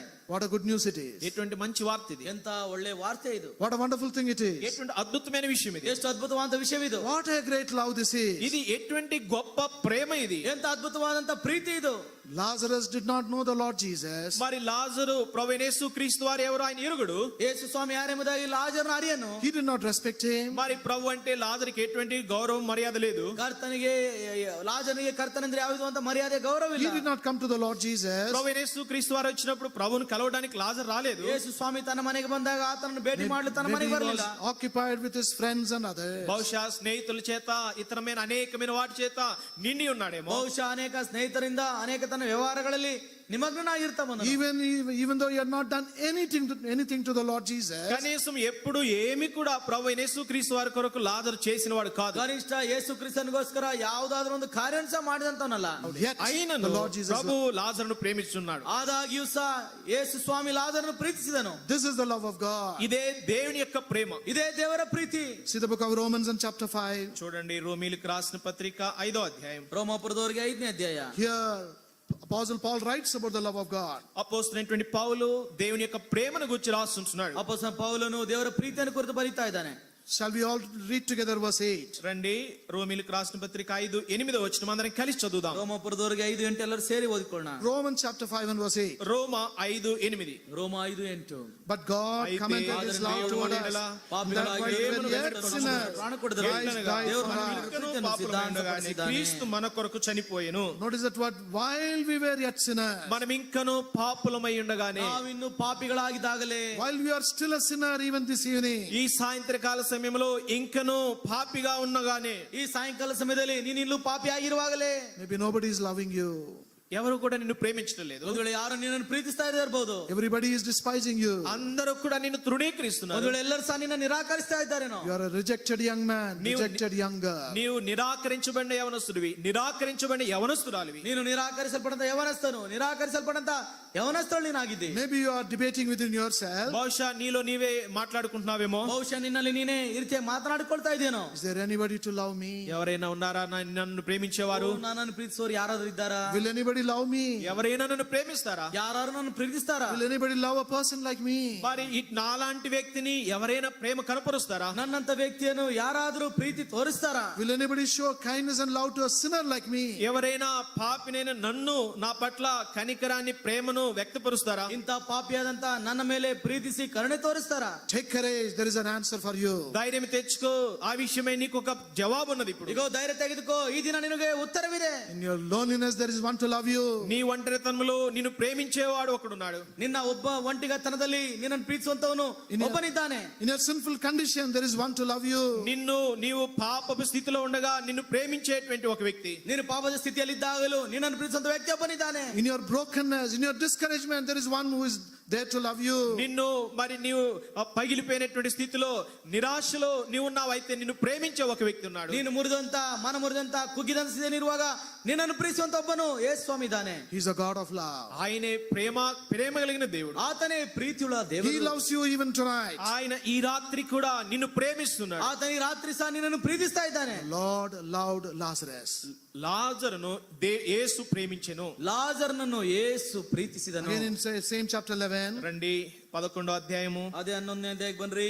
John chapter 11. యోహాను సువార్త 11వ అధ్యాయం. ಸುವಾರ್ತೆ 11ನೇ We ಅಧ್ಯಾಯ. have the shortest verse in this chapter. ఈ యొక్క అధ్యాయంలో అతి చిన్న వచనం ఉంది. ಈ ಒಂದು ಅಧ್ಯಾಯದಲ್ಲಿ ಒಂದು ಚಿಕ್ಕ ವಚನವಿದೆ. Jesus wept. యేసు కన్నీళ్లు విడిచెను. ಯೇಸು ಕಣ್ಣೀರು ಬಿಟ್ಟನು. And when the Lord cried, when the Lord wept, when the Prabhu Lord cried, ఎప్పుడైతే కన్నీరు కార్చాడో, ಯಾವಾಗ ಸ್ವಾಮಿ ಕಣ್ಣೀರು ಸುರಿಸಿದನು. see the remark there. అక్కడ బాగా గుర్తించండి. అక్కడ ಅಲ್ಲಿ ಗುರುತಿಸ್ರಿ. Verse 36. 36వ వచనం. 36ನೇ ವಚನ. Then said the Jews, behold, how he loved him. కాబట్టి యూదులు అతనిని ఎలాగూ ప్రేమించనో చూడుడని చెప్పుకొనిరి. ಯಹೂದ್ಯರು ನೋಡಿ, ಆಹಾ, ಈತನು ಅವನ ಮೇಲೆ ಎಷ್ಟು ಮಮತೆ ಇಟ್ಟಿದನೋ ಅಂದುಕೊಂಡರು. This is the love of God. ఇదే దేవుని యొక్క ప్రేమ. ಇದೇ ದೇವರ ಪ್ರೀತಿ. He wants to love you. ఆయన నిన్ను కూడా ప్రేమించాలని కోరుతున్నాడు. ಆತ ನಿನ್ನನ್ನು ಪ್ರೀತಿಸಬೇಕೆಂಬ ಕೋರ್ತಾ In ಇದ್ದಾನೆ. fact, he is loving you tonight. మరి నిజమే, ఆయన ఈ రాత్రి కూడా నిన్ను ప్రేమిస్తున్నాడు. ನಿಜವಾಗ್ಲೂ ಈ ರಾತ್ರಿ ಸಹ ಆತ ನಿನ್ನನ್ನು ಪ್ರೀತಿಸ್ತಾ ಇದ್ದಾನೆ. And in his love, ఆయన యొక్క ప్రేమ. ಆತನ ಪ್ರೀತಿಯಲ್ಲಿ secondly, what we read is, రెండవదిగా మనం ఏం చదువుతామంటే, ಎರಡನೇದಾಗಿ ನಾವು ನೋಡುವುದೇನೆಂದ್ರೆ, he treated him as his friend. He treated Lazarus as his friend. మరి లాజరును ప్రభు తన స్నేహితుడిగా భావించాడు. ಲಾಜರನನ್ನು ತನ್ನ ಸ್ನೇಹಿತನಾಗಿಯೇ ಸ್ವಾಮಿ ಭಾವಿಸಿದನು. See chapter 11 and verse 11. రండి యోహాను సువార్త 11వ అధ్యాయం 11వ వచనము. ಯೋಹಾನ ಬರೆಸುವಾರ್ತೆ 11ನೇ ಅಧ್ಯಾಯ 11ನೇ ವಚನ. All together, ಎಲ್ಲರೂ ಸೇರಿ, అందరం కలిసి these things ఆయన said ఈ he. మాటలు చెప్పిన తరువాత, ಅವರಿಗೆ మన స్నేహితుడైన లాజరు నిద్రించుచున్నాడు, అతని మేలుకొలుపు వెళ్ళుచున్నాడని వారితో చెప్పగా, Our friend is sleeping. అంటున్నాడు ప్రభు, మన స్నేహితుడు నిద్రించుచున్నాడు. ನಮ್ಮ ಮಿತ್ರನಾದ ಲಾಜರ್ನು My friend is sleeping. నా స్నేహితుడు నిద్రిస్తున్నాడు. ನನ್ನ ಸ್ನೇಹಿತನು ಮಲಗಿದ್ದಾನೆ. My friend is your friend. నా స్నేహితుడే మీ స్నేహితుడు కూడా ನನ್ನ అంటున్నాడు. ಸ್ನೇಹಿತನೇ ನಿಮ್ಮ ಸ್ನೇಹಿತನು. So he says, our friend is sleeping. కనుకనే ప్రభు కలిపి మన స్నేహితుడు అని చెప్తున్నాడు. ಆ ಕಾರಣದಿಂದಲೇ ನಮ್ಮನ್ನು ಸೇರಿ ನಮ್ಮ ಸ್ನೇಹಿತನೆಂಬ ಹೇಳ್ತಾ ಇದ್ದಾನೆ. Who will call a person like that as a friend? ఎవరు ఒక వ్యక్తిని మరి స్నేహితుడని అలా పిలుస్తారు? ಅಂತ ವ್ಯಕ್ತಿಯನ್ನು ಯಾರು ಸ್ನೇಹಿತನೆಂಬುದಾಗಿ ಹೇಳ್ತಾರೆ. And as we've been seeing in our Bible study, Bible study సమయంలో పాడుతూ వచ్చినాము. ಬೈಬಲ್ ಸ್ಟಡೀಸ್ ಅಂದ್ರೆ ಆಡ್ತಾ ಬಂದೆವು. we were in enmity with God. దేవునితోటి శత్రుత్వము కలిగి ఉంటే ನಾವು మనం. ದೇವರೊಂದಿಗೆ ಶತ್ರುಗಳಾಗಿದ್ದೆವು. But what does the word of God say? కానీ దేవుని వాక్యం ఏం చెప్తుంది? ದೇವರ ವಾಕ್ಯ ಏನ್ ಹೇಳ್ತದೆ? By slaying the enmity, he has brought in fellowship, friendship between us. ఆ యొక్క శత్రుత్వమును, ఆ విరోధ భావమును సంహరించి ప్రభు మనను స్నేహితులుగా చేసినాడు. ಆ ವಿರೋಧ ಭಾವದಿಂದ ಶತ್ರುತ್ವವನ್ನು ಆತನ ಶಿಲುಬೆ ಮೇಲೆ ಆತನ ಜಡಿದು ಹಾಕಿ ನಮ್ಮನ್ನು ಸ್ನೇಹಿತರನ್ನಾಗಿ ಮಾಡಿದನು. On the one side, because of our sins and iniquities, we are enemies to God. ఒక పక్క మన పాపములు దోషములను బట్టి దేవునికి మనం శత్రువులుగా ఉన్నాము. ಒಂದು ಕಡೆ ನಮ್ಮ ಪಾಪ ನಿಮಿತ್ತವಾಗಿ ನಮ್ಮ ದೋಷಗಳ ನಿಮಿತ್ತವಾಗಿ ದೇವರಿಗೆ ನಾವು ಶತ್ರುಗಳಾಗಿದ್ದೆವು. But when the Lord looks at us, అయితే ప్రభు మనల్ని చూచినప్పుడు ಆದ್ರೆ ಕರ್ತ ನಮ್ಮನ್ನು ನೋಡುವಾಗ He looks at you and I as a friend. ఆయన నిన్ను నన్ను ఒక స్నేహితుడిగా చూస్తున్నాడు. ನಿನ್ನನ್ನು ನನ್ನನ್ನು ಒಬ್ಬ ಸ್ನೇಹಿತನಾಗಿ ಆತ ನೋಡ್ತಾ ಇದ್ದಾನೆ. Who can do this? ఎవరు ఇలా చేయగలరు? ಯಾರು ಇದನ್ನು ಮಾಡಬಲ್ಲರು? This is the second attitude of the Lord Jesus towards Lazarus. లాజరు ఎడల లాజరు పట్ల ప్రభు కలిగి ఉన్నటువంటి రెండవ వైఖరి ఇది. ಈ ರೀತಿಯಾಗಿ ಲಾಜರನ ಪಕ್ಷದಲ್ಲಿ ದೇವರಿಗೆ ಇದ್ದಂತ ಎರಡನೇ ವೈಖರಿ ಇದಾಗಿತ್ತು. And thirdly, ಮೂರನೇದಾಗಿ He loved him so much that he wept for him. ప్రభు ఎంతగా ప్రేమించాడంటే లాజరు విషయమై ప్రభు కన్నీరు కార్చాడు. ಲಾಜರನನ್ನು ದೇವರು ಎಷ್ಟು ಮಾಡಿ ಪ್ರೀತಿಸಿದನೆಂದ್ರೆ ಆತನ ನಿಮಿತ್ತವಾಗಿ ಕಣ್ಣೀರು ಬಿಟ್ಟನು. This is the attitude of the Lord Jesus. ప్రభు యేసు క్రీస్తు వారి యొక్క వైఖరి ఇది. ಕರ್ತನಾದ ಯೇಸು ಕ್ರಿಸ್ತನ ವೈಖರಿ ಇದಾಗಿದೆ. He loved him. ఆయన ప్రేమించాడు. ಆತನನ್ನು ಪ್ರೀತಿಸಿದನು. He treated him as his friend. ఆయన స్నేహితుడిగా భావించాడు. ತನ್ನ ಸ್ನೇಹಿತನೆಂಬುದಾಗಿ ಭಾವಿಸಿದನು. He wept for him. ఆయన నిమిత్తమై లాజరు కొరకే ప్రభు కన్నీరు కార్చాడు. ಆತನ ನಿಮಿತ್ತವಾಗಿ ಲಾಜರನಿಗೋಸ್ಕರ ಕಣ್ಣೀರು ಸುರಿಸಿದನು. Not only Lazarus, మరి లాజరు కొరకు మాత్రమే కాదు, ಲಾಜರನಿಗೋಸ್ಕರ ಮಾತ್ರವಲ್ಲ, the Lord is loving you tonight. ఆయన ఈ రాత్రి నిన్ను కూడా మరి నీ కొరకు కూడా కన్నీరు ಈ కారుస్తున్నాడు. ರಾತ್ರಿ ಯೇಸು ಸ್ವಾಮಿ ನಿನಗೋಸ್ಕರ ಸಹ ಕಣ್ಣೀರು ಸುರಿಸ್ತಾ ಇದ್ದಾನೆ. క్షమించండి, ఈ రాత్రి నిన్ను కూడా ప్రేమిస్తుంటున్నాడు. ಪ್ರೇರೆ ಈ ರಾತ್ರಿ ಯೇಸು ಸ್ವಾಮಿ ನಿನ್ನನ್ನು ಸಹ ಪ್ರೀತಿಸ್ತಾ ಇದ್ದಾನೆ. You are not his enemy. He is not viewing you as his enemy, but as a friend. అయితే నిన్ను శత్రువుగా చూడలేదు, కానీ నిన్ను స్నేహితుడిగా ఆయన చూస్తుంటున్నాడు. ಆತ ನಿನ್ನನ್ನು ವೈರಿಯಾಗಿ ನೋಡ್ತಾ ಇಲ್ಲ, ನಿನ್ನ ಸ್ನೇಹಿತನಾಗಿ ನೋಡ್ತಾ ಇದ್ದಾನೆ. And he is weeping for you. ఆయన నీ కొరకై కన్నీరు ಆತ కారుస్తున్నాడు. ನಿನಗೋಸ್ಕರ ಕಣ್ಣೀರು This ಸುರಿಸುತ್ತಾ is the burden and concern the Lord has for you. ప్రభు నీ కొరకై నీ విషయమై కలిగి ఉన్నటువంటి భారము పట్టింపు ఇది. ಕರ್ತನು ನಿನ್ನಗೋಸ್ಕರ ನಿನ್ನ ವಿಷಯದಲ್ಲಿ ಇಂಥ ವಿಧವಾದಂತ ಚಿಂತೆ ಕಾಳಜಿಯುಳ್ಳವನಾಗಿದ್ದಾನೆ. Now what is this love doing? ఈ ప్రేమ ఏం చేస్తుంది? ಈ ಪ್ರೀತಿ ಏನ್ ಮಾಡ್ತದೆ? What is this friendship doing? ఈ స్నేహం ఏం చేస్తుంది? ಈ ಸ್ನೇಹವು ನಮ್ಮನ್ನು ಏನ್ ಮಾಡ್ತದೆ? We see in the same chapter 11. అదే అధ్యాయము 11వ అధ్యాయంలో చూస్తాం. ಅದೇ 11ನೇದಲ್ಲಿ ನೋಡೋದಾದ್ರೆ, We don't have time to read all those verses. అన్ని వచనాలు చదవడానికి మనకు సమయం లేదు. ಎಲ್ಲ ವಚನ ಓದಲಿಕ್ಕೆ ನಮ್ಗೆ ಸಮಯವಿಲ್ಲ. We read in verses 42 and 43. 42, 43 వచనములు చదువుతాం. 42, 43ನೇ ವಚನ ನೋಡೋದಾದ್ರೆ, Verse 43, 43 వచనము 43ನೇ ವಚನ last portion. చివరి భాగం. ಕೊನೆಯ ಮಾತು. He said, Lazarus, come forth. లాజరు బయటికి రమ్ము. ಲಾಜರನೇ ಹೊರಗೆ ಬಾ. He's a dead Lazarus. ఆయన మృతుడైన లాజరు. ಈಗ ಸತ್ತಂತ ಲಾಜರ್ನು, He's a stinking Lazarus. మరి దుర్గంధము కొడుతున్న లాజరు. ನಾತ ಹೊಡೆಯುವಂತ ಲಾಜರ್ನು. What is the Lord doing? ఇప్పుడు ప్రభు ఏం ಈಗ చేస్తున్నాడు? ಕರ್ತನ ಏನ್ ಮಾಡ್ತಾ ಇದ್ದಾನೆ? Everybody is observing. అందరూ గమనిస్తున్నారు. ಎಲ್ಲರೂ ಗಮನಿಸ್ತಾ ಇದ್ದಾರೆ. What is he going to do? ప్రభు ఇప్పుడు ఏం చేస్తాడు? ಕರ್ತನಿಗೆ ಏನ್ He ಮಾಡ್ಲಿಕ್ಕಿದ್ದಾನೆ? should have come earlier. నువ్వు అయ్యా ముందే రావాల్సింది అసలుకి. ಅಯ್ಯ, ನೀನ್ ಸ್ವಲ್ಪ ಮುಂಚೆ ಬರ್ಬೇಕಾಗಿತ್ತು. He has come so late. ఇప్పుడు ఎంత ఆలస్యంగా వచ్చావు? ಆತನೆಷ್ಟೋ ತಡವಾಗಿ ಬಂದನು. And suddenly, అకస్మాత్తుగా ಅಕಸ್ಮಾತ್ ಆಗಿ they are hearing this voice. ఒక స్వరాంతి శబ్దం వింటున్నారు. ಒಂದು ಶಬ್ದವನ್ನು ಕೇಳಿದರು, Lazarus, come forth. లాజరు బయటికి రా. ಲಾಜರ್ನೇ ಎದ್ದು ಬಾ. What is the meaning of that? దాని అర్థం ఏమిటి? ಇದರ ಅರ್ಥವೇನು? The quickening power and the life of the Lord Jesus Christ. మరి ఉజ్జీవింప చేసేటువంటి ప్రభువైన యేసు క్రీస్తు వారి యొక్క శక్తి. ಜೀವನ ಕೊಡುವಂತ, ಉಜ್ಜೀವನ ಮಾಡುವಂತ ಯೇಸು ಕ್ರಿಸ್ತನಲ್ಲಿರುವಂತ ಶಕ್ತಿಯನ್ನು ನೋಡ್ತಾ ಇದ್ದೇವೆ. This is the life and power in the Lord Jesus Christ. ప్రభువైన యేసు క్రీస్తు వారిలో ఉన్నటువంటి జీవము శక్తి ఇది. ಕರ್ತನಾದ ಯೇಸು ಕ್ರಿಸ್ತನಲ್ಲಿರುವಂತ ಜೀವ ಶಕ್ತಿ ಇದೇ ಆಗಿದೆ. Today, even as you are dead in your sins and trespasses, నీవు ఈ దినమున నీ పాపములు అపరాధములు నీవు కూడా చచ్చిన వాడుగా చచ్చిన దానుగా ఉంటే, ಈ ದಿನದಲ್ಲಿ ನಿನ್ನ ಪಾಪದ ನಿಮಿತ್ತವಾಗಿ, ಅಪರಾಧ ನಿಮಿತ್ತವಾಗಿ ನೀನು ಸತ್ತ ಸ್ಥಿತಿಯಲ್ಲಿರುವಾಗಲೂ He is willing and able to raise you from your dead condition. నీ యొక్క మృతమైన స్థితి నుండి నిన్ను లేపడానికి ప్రభు సంసిద్ధంగా ఉన్నాడు, సామర్థ్యం కలిగిన వాడుగా ఉన్నాడు. ನಿನ್ನ ಸತ್ತಂತ ಸ್ಥಿತಿಯಿಂದ ಆತನ ಎಬ್ಬಿಸಲು ಸಾಮರ್ಥ್ಯವುಳ್ಳವನಾಗಿದ್ದಾನೆ, ಆತನು ಸಿದ್ಧನಾಗಿದ್ದಾನೆ. So Lazarus is coming into a new experience. ఇప్పుడు లాజరు క్రొత్త అనుభవంలోనికి వస్తున్నాడు. ಈಗ ಲಾಜರನು ಒಂದು ಹೊಸ ಅನುಭವಕ್ಕೆ ಬರ್ತಾ ಇದ್ದಾನೆ. The resurrected life of the Lord is coming into him. మరి పునరుద్ధానుడైనటువంటి ప్రభు యొక్క శక్తి ఆయనలోనికి వస్తుంది. ಪುನರುತ್ಥಾನವಾದಂತ ಯೇಸು ಕ್ರಿಸ್ತನ ಜೀವ ಶಕ್ತಿ ಆತನಲ್ಲಿ ಕಂಡು ಬರ್ತಾ Because ಇದೆ. the Lord had already told Martha, మరి అప్పటికే ప్రభు మార్తతోటి ప్రభు చెప్పాడు, ಆಗಲೇ ಸ್ವಾಮಿಗೆ ಮಾರ್ತನೆ ಹೇಳ್ತಾ ಬಂದನು, Martha, I am the resurrection and life. Martha పునరుద్ధానమును జీవమును నేనే. ವಾರ್ತೆಗೆ ಹೇಳ್ತಾ ಇದ್ದಾನೆ, ನಾನೇ ಪುನರುತ್ಥಾನವು ಜೀವವಾಗಿದ್ದೇನೆ. I can bring life into this dead Lazarus. మృతుడైనటువంటి చనిపోయిన ఈ లాజరుకి నేను జీవాన్ని ఇవ్వగలను. ಈ ಸತ್ತೋದಂತ ಲಾಜರ್ನಿಗೆ ನಾನು ಜೀವ ಕೊಡಬಲ್ಲೆನು. Similarly, He can bring that life into you even tonight. అదే రీతిగా ప్రభు ఈ రాత్రి నీలో కూడా ఆయన జీవమును ఇవ్వగలడు. ಅದೇ ವಿಧವಾಗಿ ರಾತ್ರಿ ನಿನ್ನ ಜೀವಿತದಲ್ಲಿ ಸಹ ಆ ಜೀವವನ್ನು ಆತನು ಕೊಡಬಲ್ಲನು. Now when the Lord shouted, "Come out, Lazarus." మరి ప్రభు లాజరు బయటికి రమ్మని కేక వేయగానే ಯಾವಾಗ ಲಾಜರ್ನೇ ಎದ್ದು ಬಾ ಎಂಬುದಾಗಿ ಯೇಸು ಸ್ವಾಮಿ ಕೂಗುವಾಗ Oh, this voice went with great power into the body of Lazarus. ఈ యొక్క స్వరము ప్రభు వేసినటువంటి కేక ఎంతో శక్తితో ప్రభావంతో లాజరు యొక్క దేహంలోనికి చొచ్చుకొని పోయింది. ಯೇಸು ಸ್ವಾಮಿ ಹೇಳಿದಂತ ಈ ಮಾತು ಎಷ್ಟೋ ವೇಗವಾಗಿ ಎಷ್ಟೋ ಶಕ್ತಿಯಿಂದ ಪ್ರಭಾವದಿಂದ ಲಾಜರನ ದೇಹದಲ್ಲಿ ಹೋಯಿತು. He came out alive. మరి సజీవుడిగా బయటకు వచ్చాడు. ಈಗ ಸಜೀವನಾಗಿ ಎದ್ದು ಬಂದಿದ್ದಾನೆ. All were astonished. అందరూ కూడా ఆశ్చర్యచకితులై ಎಲ್ಲರೂ ಆಶ್ಚರ್ಯಗೊಳ್ತಾ ಇದ್ದಾರೆ. What is this? ఏమిటిది? ಓ ಇದೇನಿದು? Who can do this? ఎవరు ఇలా చేయగలరు? ಯಾರು ಇದನ್ನು ಮಾಡಬಲ್ಲರು? Lazarus has come back. లాజరు బయటకు వచ్చాడు. ಲಾಜರ್ ತಿರುಗಿ ಬಂದಿದ್ದಾನೆ. Lazarus has got life again. లాజరుకి తిరిగి మరల ప్రాణం వచ్చింది. ಲಾಜರ್ನಿಗೆ ತಿರುಗಿ ಜೀವ ಬಂತು. But what is that life? అయితే ఆ జీవం ఎటువంటిది? ಈ ಜೀವ ಎಂತ ಜೀವ? Not with the sickness with which he died. ఏ రోగంతో అయితే చనిపోయాడో అది కాదు. ಯಾವ ಜೀವ ರೋಗದಿಂದ ಸತ್ತೋದನೋ ಆ ಜೀವದಿಂದ ಬರಲಿಲ್ಲ. That sickness is gone. ఆ రోగము వెళ్ళిపోయింది. ಆ ರೋಗ ಹೊರಟೋಯ್ತು. That sickness has been conquered. మరి ఆ యొక్క రోగము జయించబడింది. ಈಗ ಆ ರೋಗವು ಜಯಿಸಲ್ಪಡಿತು. Maybe you are not able to conquer your sinful life. బహుశా నీవు నీ పాప జీవితంపై జయమును పొందలేకపోతున్నావు. ಬಹುಶಃ ನಿನ್ನ ಪಾಪ ಜೀವಿತದಿಂದ ನೀನು ಜಯವನ್ನು ಹೊಂದಲಾರದೆ ಹೋಗ್ತಾ The ಇದ್ದೀಯ. Lord will enable you to conquer your sinful life. నీ పాప జీవితాన్ని జయించేదానికి ప్రభు నీకు సామర్థ్యం ఇస్తాడు. ನಿನ್ನ ಪಾಪ ಜೀವಿತದಿಂದ ನೀನು ಜಯಿಸಲು ಬೆದರು ಬರಲು ಆತನಿಗೆ ಸಹಾಯ ಮಾಡ್ತಾನೆ. But now when Lazarus came out, ఇప్పుడు లాజరు బయటికి రాగానే ಈಗ ಲಾಜರ್ನ ಎದ್ದು ಬಂದ ಮೇಲೆ he's still not able to move freely. తాను స్వతంత్రంగా తాను నడవలేకపోతున్నాడు, ಸ್ವಾತಂತ್ರ್ಯವಾಗಿ కదలలేకపోతున్నాడు. ಆತನ ಚಲಿಸಲಿಕ್ಕೆ ಆಗ್ತಾ ಇಲ್ಲ. His body is moving. మరి దేహం ఏమో కదులుతుంది ದೇಹ కానీ ನೋಡುದಾದ್ರೆ ಆ ರೀತಿಯಾಗಿ ಅಲ್ಲಾಡ್ತಾ ಇದೆ. Maybe he was talking. బహుశా మాట్లాడుతున్నాడు. ఎక్కడున్నాను ఇంతసేపు? ఎక్కడున్నాను ఇంతసేపు? ಓ ಇಲ್ಲಿಯವರು ನಾನು ಎಲ್ಲಿದ್ದೆ? ఎందుకు ఇలాగున్నాను? ఎందుకు ఇలాగున్నాను? ಯಾಕೆ ನಾನು ಈ ರೀತಿಯಾಗಿದ್ದೇನೆ? Why? ఎందుకు? ಯಾಕೆ ಇದು? What of God says? దేవుని వాక్యం చెప్తుంది. ದೇವರ ವಾಕ್ಯ ಹೇಳ್ತದೆ, He was in his grave clothes. మరి ఆ యొక్క వస్త్రములతో ఆయన చుట్టారు, మృతమైన ಆತನು వస్త్రములు. ಸಮಾಧಿಯ ಬಟ್ಟೆಗಳಿಂದ ಸುತ್ತಲ್ಪಟ್ಟಿದ್ದನು. That is why the Lord is giving a command there. కనుకనే ప్రభు ఒక ఆజ్ఞ ఇస్తున్నాడు. ಆದ್ರಿಂದ ಈ ಸ್ವಾಮಿಯಲ್ಲಿ ಒಂದು ಆಜ್ಞೆ ಕೊಡ್ತಾ ಇದ್ದಾನೆ. Loose him and let him go.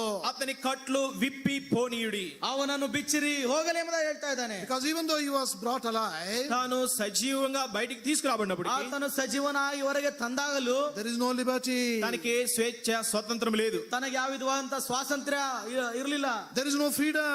తనకి స్వాతంత్రం లేదు. ತನಗೆ ಯಾವ ವಿಧವಾದಂತ ಸ್ವಾತಂತ್ರ್ಯ ಇರಲಿಲ್ಲ. And that is why the Lord had to tell the people, అక్కడ ఉన్నటువంటి వారితో ప్రభు చెప్పాడు, ಆ ಕಾರಣದಿಂದಲೇ ಅಲ್ಲಿದ್ದಂತವರಿಗೆ ಕರ್ತನ ಹೇಳಿದನು, loose him and let him go. మరి ఆయన కట్లు విప్పి అతనిని పోనీయుడి. ಆತನನ್ನು ಬಿಚ್ಚಿರಿ ಹೊರಟೋಗಲಿ. So he got in him the resurrection life first of all. మొట్టమొదటిగా తనలోనికి పునరుద్ధానపు జీవమును తాను పొందాడు. ಮೊಟ್ಟಮೊದಲಾಗಿ ತನ್ನಲ್ಲಿ ಪುನರುತ್ಥಾನ ಜೀವನ ಹೊಂದಿದನು. He has been quickened and brought into life again. తిరిగి తాను బ్రతికించబడ్డాడు. ತಿರುಗಿ ಆತನು ಬದುಕಿಸಲ್ಪಟ್ಟನು. Now secondly, రెండవదిగా ಎರಡನೇದಾಗಿ he is experiencing a liberated life. ఇప్పుడు స్వాతంత్రము మనగా మరి స్వేచ్ఛను పొందేటువంటి జీవిత అనుభవంలోనికి ಈಗ వచ్చినాడు. ಬಿಡುಗಡೆ ಹೊಂದಿದಂತ ಜೀವಿತವನ್ನು ಆತನು ಹೊಂದಿದನು. This is the liberation, the freedom and liberty the Lord Jesus alone can give you. ప్రభువైన యేసుక్రీస్తు వారు ఆయనొక్కడు మాత్రమే ఈ స్వేచ్ఛను స్వాతంత్రమును నీకు ఇవ్వగలడు. ಇಂಥ ಸ್ವೇಚ್ಛೆಯನ್ನು ಬಿಡುಗಡೆಯನ್ನು ಸ್ವಾತಂತ್ರ್ಯನು ಕೇವಲ ಕರ್ತನಾದ ಯೇಸು ಕ್ರಿಸ್ತನು ಮಾತ್ರನೇ ಕೊಡಬಲ್ಲನು. And thirdly, మూడవదిగా ಮೂರನೇದಾಗಿ the Lord told them, loose him, let him go. ప్రభు చెప్పాడు, మూడవదిగా అతని కట్లు విప్పి ఆయనను పోనీయుడి. ಈಗ ಯೇಸು ಸ್ವಾಮಿ ಹೇಳ್ತಾ ಇದ್ದಾನೆ, ಅವನನ್ನು ಬಿಚ್ಚಿರಿ ಹೋಗಲಿ. The Lord did not say, loose him so that I will take him along with me. ప్రభు ఇలా చెప్పలేదు, ఆయన కట్లు విప్పండి నేను ఆయన నాతో తీసుకువెళ్తానని. ಯೇಸು ಸ್ವಾಮಿ ಅವನ ಕಟ್ಟನ್ನು ಬಿಚ್ಚಿರಿ ನಾನು ಅವನನ್ನು ತೆಗೆದುಕೊಂಡು ಹೋಗ್ತೇನೆ ನಾನು ಹೇಳಿಲ್ಲ. He gave him an option. అక్కడ ఒక ఆప్షన్ ఇచ్చాడు, ఎంచుకోవాలి. ಆತನಿಗೆ ಒಂದು ಆಯ್ಕೆಯನ್ನು ಕೊಟ್ಟನು. Loose him and let him go. ఆయన కట్లు విప్పి ఆయన్ని పోనీయుడి. ಈಗ ಬಿಚ್ಚಿ ಅವನನ್ನು ಹೋಗಕೊಡ್ರಿ. Where is he going? ఇప్పుడు ఎక్కడికి ಈಗ వెళుతున్నాడు? ಎಲ್ಲಿ ಹೋಗ್ತಾ ಇದ್ದಾನೆ? Where is he found? ఎక్కడ కనబడుతున్నాడు? ಈಗ ಎಲ್ಲಿ ಕಂಡು ಬರ್ತಾ ಇದ್ದಾನೆ? Now Lazarus is also found in Bethany. ఇప్పుడు లాజరు కూడా బేతనీలో కనబడుతున్నాడు. ಈಗ ಲಾಜರನು ಸಹ ಬೇತಾನ್ಯದಲ್ಲಿ ಕಂಡು ಬರ್ತಾ ಇದ್ದಾನೆ. Not only Mary and Martha are there, Martha Maria వారిద్దరు మాత్రమే కాదు, ಕೇವಲ ಅಲ್ಲಿ ಮಾರ್ತಾಳು ಮರಿಯರು ಮಾತ್ರವಿಲ್ಲ, even Lazarus is there. లాజరు కూడా ఉన్నాడు అక్కడ. ಅಲ್ಲಿ ಲಾಜರನು ಸಹ ಇದ್ದಾನೆ. That is what we read in chapter 12. 12వ అధ్యాయంలో ఆ విషయాన్ని మనం చదువుతాం. ಅದನ್ನೇ 12ನೇ ಅಧ್ಯಾಯದಲ್ಲಿ ನಾವು ನೋಡ್ತೇವೆ. And what is Lazarus doing? అక్కడ లాజరస్ ఏం చేస్తున్నాడు? ಇಲ್ಲಿ ಲಾಜರನ್ ಏನ್ ಮಾಡ್ತಾ ಇದ್ದಾನೆ? Now both Akkagaru, they are preparing the food again. అక్కగారులు ఇద్దరు కలిసి అక్కడ భోజనం సిద్ధపరుస్తున్నారు. ಅಲ್ಲಿ ಅಕ್ಕ ಸಹೋದರಿ ಇಬ್ಬರು ಊಟ ಸಿದ್ಧ ಮಾಡ್ತಾ ಇದ್ದಾರೆ. They are serving the food also. మరి ఆహారాన్ని వడ్డిస్తున్నారు కూడా. ಅಲ್ಲಿ ಆ ಊಟ ಬಡಿಸ್ತಾ ಇದ್ದಾರೆ. Now what is Lazarus doing? Lazarus ఏం ಈಗ చేస్తున్నాడు? ಲಾಜರ್ ಎಲ್ಲಿದ್ದಾನೆ? He is sitting at the table with the Lord Jesus. లాజరు ప్రభు యేసు క్రీస్తు వారితో కూడా కలిసి భోజనమునకు కూర్చున్నాడు బల్ల ಈಗ యొద్ద. ಲಾಜರ್ ಸಹ ಯೇಸು ಸ್ವಾಮಿ ಸಂಗಡ ಕೂತವರಲ್ಲಿ ಒಬ್ಬನಾಗಿ ಕಂಡು ಬರ್ತಾ ಇದ್ದಾನೆ. Coming into a life of fellowship with the Lord. ప్రభు యేసు క్రీస్తు వారితో సహవాసము ఆ అనుభవంలోనికి వచ్చినాడు. ಕರ್ತನಾದ ಯೇಸು ಕ್ರಿಸ್ತನ ಸಹವಾಸದೊಳಗೆ ಆತನ ಅನುಭವದಲ್ಲಿ ಬರ್ತಾ ಇದ್ದಾನೆ. This is what will happen when the Lord quickens you, brings you into life. ప్రభు నిన్ను బ్రతికింపచేసి తిరిగి నిన్ను జీవంలోనికి తీసుకుని వచ్చినప్పుడు నీకు సంభవించేది ఇది. ಕರ್ತನು ನಿನ್ನನ್ನು ಬದುಕಿಸುವಂತೆ ಮಾಡಿ ತಿರುಗಿ ಜೀವದಲ್ಲಿ ತೆಗೆದು ತರುವಾಗ ನಿನಗೆ ಬರುವಂತ ಅನುಭವ ಇದೆ ಆಗಿದೆ. You not only enjoy freedom and spiritual liberty, నీవు ఆత్మ సంబంధమైన స్వేచ్ఛ స్వాతంత్రమును అనుభవించడం మాత్రమే కాదు, ಆತ್ಮ ಸಂಬಂಧವಾದ ಬಿಡುಗಡೆ ಸ್ವಾತಂತ್ರ್ಯ ನೀನು ಅನುಭವಿಸುವುದು ಮಾತ್ರವೇ ಅಲ್ಲ, you are brought into fellowship. నీవు సహవాసములోనికి ನೀನು తీసుకురాబడతావు. ಸಹವಾಸದಲ್ಲಿ ತೆಗೆದುಕೊಂಡು ಬರುತ್ತೆ. With whom? ఎవరితోటి? ಯಾರೊಂದಿಗೆ? With the Lord Jesus. ప్రభువైన యేసు క్రీస్తు వారితో. ಕರ್ತನಾದ ಯೇಸು ಕ್ರಿಸ್ತನೊಂದಿಗೆ. And where? ఎక్కడ? ಎಲ್ಲಿ? In Bethany. బేతనీయులో. ಬೇತಾನ್ಯದಲ್ಲಿ. House of figs. మరి అంజూరపుల ఇల్లు. ಅಂಜೂರದ ಮನೆಯಲ್ಲಿ. House of health. మరి ఆరోగ్యం ఇచ్చే ఇల్లు. ಆ ಸ್ವಸ್ಥ ಮಾಡುವಂತ ಮನೆಯಲ್ಲಿ. There is no more sickness in the life of Lazarus. లాజరు యొక్క జీవితంలో అతనిది ఏ మాత్రం కూడా రోగం అనేది ఇంకా ಇನ್ನು కనబడలేదు. ಯಾವ ವಿಧವಾದಂತ ಕಾಯಿಲೆ ಲಾಜರ್ನಲ್ಲಿಲ್ಲ. This is the house of God. ఇదే దేవుని యొక్క ఇల్లు. ಇದೇ ದೇವರ ಮನೆ. That is where the Lord will bring you.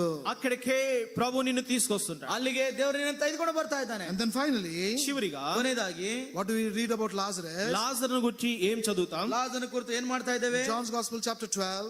యోహాను సువార్త 12వ అధ్యాయం. ಯೋಹನ್ ಬರೆದ ಸುವಾರ್ತೆ 12ನೇ ಅಧ್ಯಾಯ. We read many people gathered and came to the house in Bethany. అనేకులు ఆ యొక్క బేతనీయ ఆ గృహానికి వచ్చారు. ಅನೇಕರು ಬೇತನಿಯ ಗೃಹದಲ್ಲಿ ಮನೆಗೆ ಬಂದರು. What for? దేని కొరకు వచ్చారు? ಯಾಕೆ ಬಂದರು? In verse 9 we read 9వ వచనంలో 9ನೇ ವಚನದಲ್ಲಿ that they might see Lazarus also. లాజరును కూడా చూడవచ్చిరి. ಲಾಜರನ್ನು ಸಹ ನೋಡಬೇಕೆಂಬುದಾಗಿ ಬಂದರು. What does it mean? ఏంటి దీని అర్థము? ಇದರ ಅರ್ಥವೇನು? They not only came to see the Lord Jesus, మరి ప్రభువైన యేసు క్రీస్తు వారిని మాత్రమే చూడడానికి రాలేదు కానీ ಕರ್ತನಾದ ಯೇಸು ಕ್ರಿಸ್ತನನ್ನು ನೋಡಲು ಮಾತ್ರ ಅವರು ಬರಲಿಲ್ಲ. they came there to see Lazarus also. లాజరును కూడా చూడవచ్చిరి. ಲಾಜರನ್ನು ಸಹ ನೋಡಲಿಕ್ಕೆ ಬಂದರು. Both are in Bethany now. ఇరువురు కూడా బేతనీలో ఉన్నారు ఇప్పుడు. ಈಗ ಇವರಿಬ್ಬರು ಸಹ ಬೇತನಿಯಲ್ಲಿದ್ದಾರೆ. Both are in the house of figs now. ఇరువురు కూడా అంజూరపుల ఇల్లు అక్కడున్నారు. ಈಗ ಇಬ್ಬರು ಸಹ ಅಂಜೂರದ ಮರದ ಆ ಮನೆಯಲ್ಲಿದ್ದಾರೆ. Lazarus with Jesus. లాజరు ప్రభుతో ఉన్నాడు. ಲಾಜರನು ಕರ್ತನೊಂದಿಗಿದ್ದಾನೆ. The Lord with Jesus, with Lazarus. ప్రభువు లాజరుతో ఉన్నాడు. ಕರ್ತನು ಸಹ This is ಲಾಜರನೊಂದಿಗಿದ್ದಾನೆ. what will happen in your life. నీ జీవితంలో కూడా ఇలా జరుగుతుంది. ನಿನ್ನ ಜೀವಿತದಲ್ಲಿ ಸಹ ಇದೇ ಸಂಭವಿಸುತ್ತದೆ. And then we see further in the same chapter. అదే అధ్యాయంలో తర్వాత ముందు భాగంలో మనం చూస్తాం. ಅದೇ ನಾವು ಮುಂದೆ ನೋಡುವಾಗ Verse 11 shall we all read together. Verse 11. 11వ వచనం తెలుగులో 10, 11 కలిసి ఉన్నాయి. 11 ವಚನ ಎಲ್ಲರೂ ಸೇರಿ ಓದಿಕೊಳ್ಳೋಣ. 10 and 11 we will read together. కనుక 10, 11 కలిసి 10, చదువుకుందాం. 11 సేరి ఓదిಕೊಳ್ಳೋಣ. But the chief అతనిని బట్టి priests and యూదులలో Sadducees అనేకులు తమ వారిని విడిచి also today, there is nobody for you or to understand you or to be with you. మరి నీతో నిన్ను అర్థం చేసుకొని నీతో ఉండేదాని కొరకే ఎవరు కూడా నీకు లేరు. ನಿನ್ನೊಂದಿಗಿರಲು ನಿನ್ನನ್ನು ಅರ್ಥ ಮಾಡಿಕೊಳ್ಳಲು ಯಾರು ಸಹ ಇಲ್ಲದೇ ಇರುವಾಗಲು. Maybe you are a loner leading a lonely life. బహుశా నీవు ఒంటరి వాడవై ఒంటరి దానివై ఒంటరితనంలో ఉన్నావేమో. ಬಹುಶಃ ನೀನು ಏಕಾಂಗಿಯಾಗಿದ್ದು ಒಬ್ಬಂಟಿಗನಾಗಿ ಜೀವಿಸ್ತಾ ಇದ್ದೇನೋ. Take courage. ధైర్యం తెచ్చుకో. ಧೈರ್ಯ ತೆಗೆದುಕೋ. There is one who loves you. నిన్ను ప్రేమించే ఒక వ్యక్తి ఉన్నాడు. ನಿನ್ನನ್ನು ಪ್ರೀತಿಸುವಂತ ಒಬ್ಬ ವ್ಯಕ್ತಿ ಇದ್ದಾನೆ. There is one who wants to change your life. నీ జీవితాన్ని మార్చేటువంటి ఒక వ్యక్తి ఉన్నాడు. ನಿನ್ನ ಜೀವಿತವನ್ನು ಮಾರ್ಪಡಿಸುವಂತ ಒಬ್ಬ ವ್ಯಕ್ತಿ ಇದ್ದಾನೆ. From a source of sorrow, Lazarus became a source of joy for all. మరి దుఃఖానికి కారకుడైనటువంటి ఈ లాజరే సంతోషానికి ఆనందానికి కారకుడైన లాజరుగా మారాడు. ಯಾವ ಲಾಜರನು ದುಃಖಕ್ಕೆ ಕಾರಕನಾಗಿದ್ದನೋ ಅದೇ ಲಾಜರನು ಆನಂದಕ್ಕೆ ಸಂತೋಷಕ್ಕೆ ಕಾರಣನಾದನು. The Lord will change your life over like that. మరి ఈ రీతిగా ప్రభు నీ జీవితాన్ని కూడా మారుస్తాడు. ಈ ವಿಧವಾಗಿ ಕರ್ತನು ನಿನ್ನ ಜೀವಿತನ ಸಹ ಮಾರ್ಪಡಿಸ್ತಾನೆ. Tonight, the same Lord Jesus has come to you. ఈ రాత్రి ఇదే ప్రభు నీ యొద్దకు వచ్చాడు. ಈ ರಾತ್ರಿ ಅದೇ ಯೇಸು ಸ್ವಾಮಿ ನಿನ್ನ ಬಳಿಗೆ ಬಂದಿದ್ದಾನೆ. He is standing by you. నీ యొద్ద నిలబడ్డాడు. ನಿನ್ನ ಬಳಿಯಲ್ಲಿ ನಿಂತಿದ್ದಾನೆ. He is looking at you like as he looked at Zacchaeus. జక్కయ్యను చూచినట్లుగా నిన్ను కూడా ప్రభు చూస్తున్నాడు. ಜಕ್ಕಯ್ಯನನ್ನು ನೋಡಿದ ಹಾಗೆ ನಿನ್ನ ಕಡೆಗೆ ಆತ ನೋಡ್ತಾ ಇದ್ದಾನೆ. He is asking you to come to him. ఆయన యొద్దకు రమ్మని నిన్ను పిలుస్తున్నాడు. ಆತನ ಬಳಿಗೆ అడుగుతున్నాడు. ಬಾಯಿ ಮದಾಗ ಆತನ ಕರೀತಾ ಇದ್ದಾನೆ. Just as he told Zacchaeus, I must abide with you. He wants to abide with you. జక్కయ్యతో ప్రభు అన్నాడు నేను నీ ఇంటి ఉండవలసి ఉన్నదని, అలాగనే ప్రభు నీతో కూడా చెప్తున్నాడు. ಜಕ್ಕನಿಗೆ ಹೇಳಿದನು ನಾನು ಈ ದಿನ ನಿನ್ನ ಮನೆಯಲ್ಲಿ ಇಳ್ಕೊಳ್ಳಬೇಕೆಂಬುದಾಗಿ ಹೇಳಿದಾಗೆ ಈ ದಿನ ನಿನ್ನಲ್ಲಿ ಆತನ ಹಿಡ್ಕೊಳ್ಬೇಕೆಂಬ ಕೋರ್ತಾ ಇದ್ದಾನೆ. Will you accept this invitation and come? ఈ యొక్క ఆహ్వానమును నీవు కూడా అంగీకరిస్తావా? ಈ ಆಹ್ವಾನವನ್ನು ನೀನು ಅಂಗೀಕರಿಸುತ್ತೀಯಾ? Will you receive the blessings that Lazarus received? లాజరు ఎట్టి ఆశీర్వాదం అయితే పొందాడో అట్టి ఆశీర్వాదమును నువ్వు కూడా పొందుతావా? ಯಾವ ಆಶೀರ್ವಾದವನ್ನು ಲಾಜರನು ಹೊಂದಿದನೋ ಅಂತ ಆಶೀರ್ವಾದವನ್ನು ನೀನು ಸಹ ಹೊಂದುತ್ತೀಯಾ? Will you also come into the new life into which Lazarus came? మరి ఏ నూతన జీవంలోనికి లాజరస్ వచ్చాడో ఆ నూతన జీవంలోనికి నీవు కూడా వస్తావా? ಯಾವ ಲಾಜರನು ಎಂತ ನೂತನವಾದ ಜೀವಿತದೊಳಗೆ ಬಂದನೋ ಆ ಜೀವಿತಕ್ಕೆ ನೀನು ಸಹ ಬರ್ತೀಯಾ? Come to him. ఆయన ఎదుట రా. ಆತನಿಗೆ ಬಾ. Maybe your own loved ಮಾತನಾಡು. ones, they have rejected you or they may reject you. బహుశా నీ ప్రియులు ఎవరైతే ఉన్నారో వారిని నువ్వు తృణీకరించి ఉంటుంటారు, నిన్ను త్రోసివేసి ఉంటారు కూడా. ಬಹುಶಃ ನಿನ್ನ ಸ್ವಂತ ಜನರು ಪ್ರಿಯರು ನಿನ್ನನ್ನು ತಿರಸ್ಕರಿಸಿ ಆ ತೃಣೀಕರಣ ಮಾಡಿರಬಹುದು. But not the Lord Jesus. అయితే ప్రభువైన యేసుక్రీస్తు వారు ఆయన నిన్ను అలా చేయడు. ಆದ್ರೆ ಕರ್ತನಾದ ಯೇಸು ಕ್ರಿಸ್ತನು ಆ ರೀತಿಯಾಗಿ ಮಾಡುವಂತವನಲ್ಲ. He's a God of love. ఆయన ప్రేమ కలిగిన దేవుడు. ಆತನ ಪ್ರೀತಿಯ ದೇವರು. He's loving you with a great love. ఆయన గొప్ప ప్రేమతో నిన్ను ప్రేమిస్తున్నాడు. ಆತನ ದೊಡ್ಡ ಪ್ರೀತಿಯಿಂದ ಮಹಾಪ್ರೀತಿಯಿಂದ ಪ್ರೀತಿಸ್ತಾ ಇದ್ದಾನೆ. Will you respond to his loving invitation tonight? ఆయన నీకు ఇస్తున్నటువంటి ఈ ప్రేమ ఆహ్వానానికి నీవు కూడా ప్రతిస్పందిస్తావా? ಈ ಪ್ರೀತಿಯ ಒಂದು ಆಹ್ವಾನಕ್ಕೆ ನೀವು ಸಹ ಪ್ರತಿಸ್ಪಂದಿಸ್ತೀಯಾ? Shall we pray? ప్రార్థన చేస్తాం. ಪ್ರಾರ್ಥನೆ ಮಾಡಿಕೊಳ್ಳೋಣ.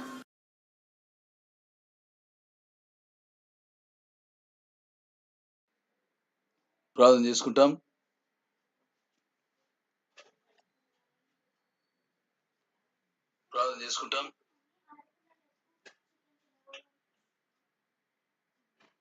ప్రేమగల మా పరలోకపు తండ్రి, పరిశుద్ధమైన మా దేవ, మీ ప్రియ కుమారుడు మా రక్షకుడు యేసుక్రీస్తు ప్రభువు వారి అతి శ్రేష్టమైన నామంలో మీ పాదం సాగిలపడుతూ వస్తుంటున్నాం.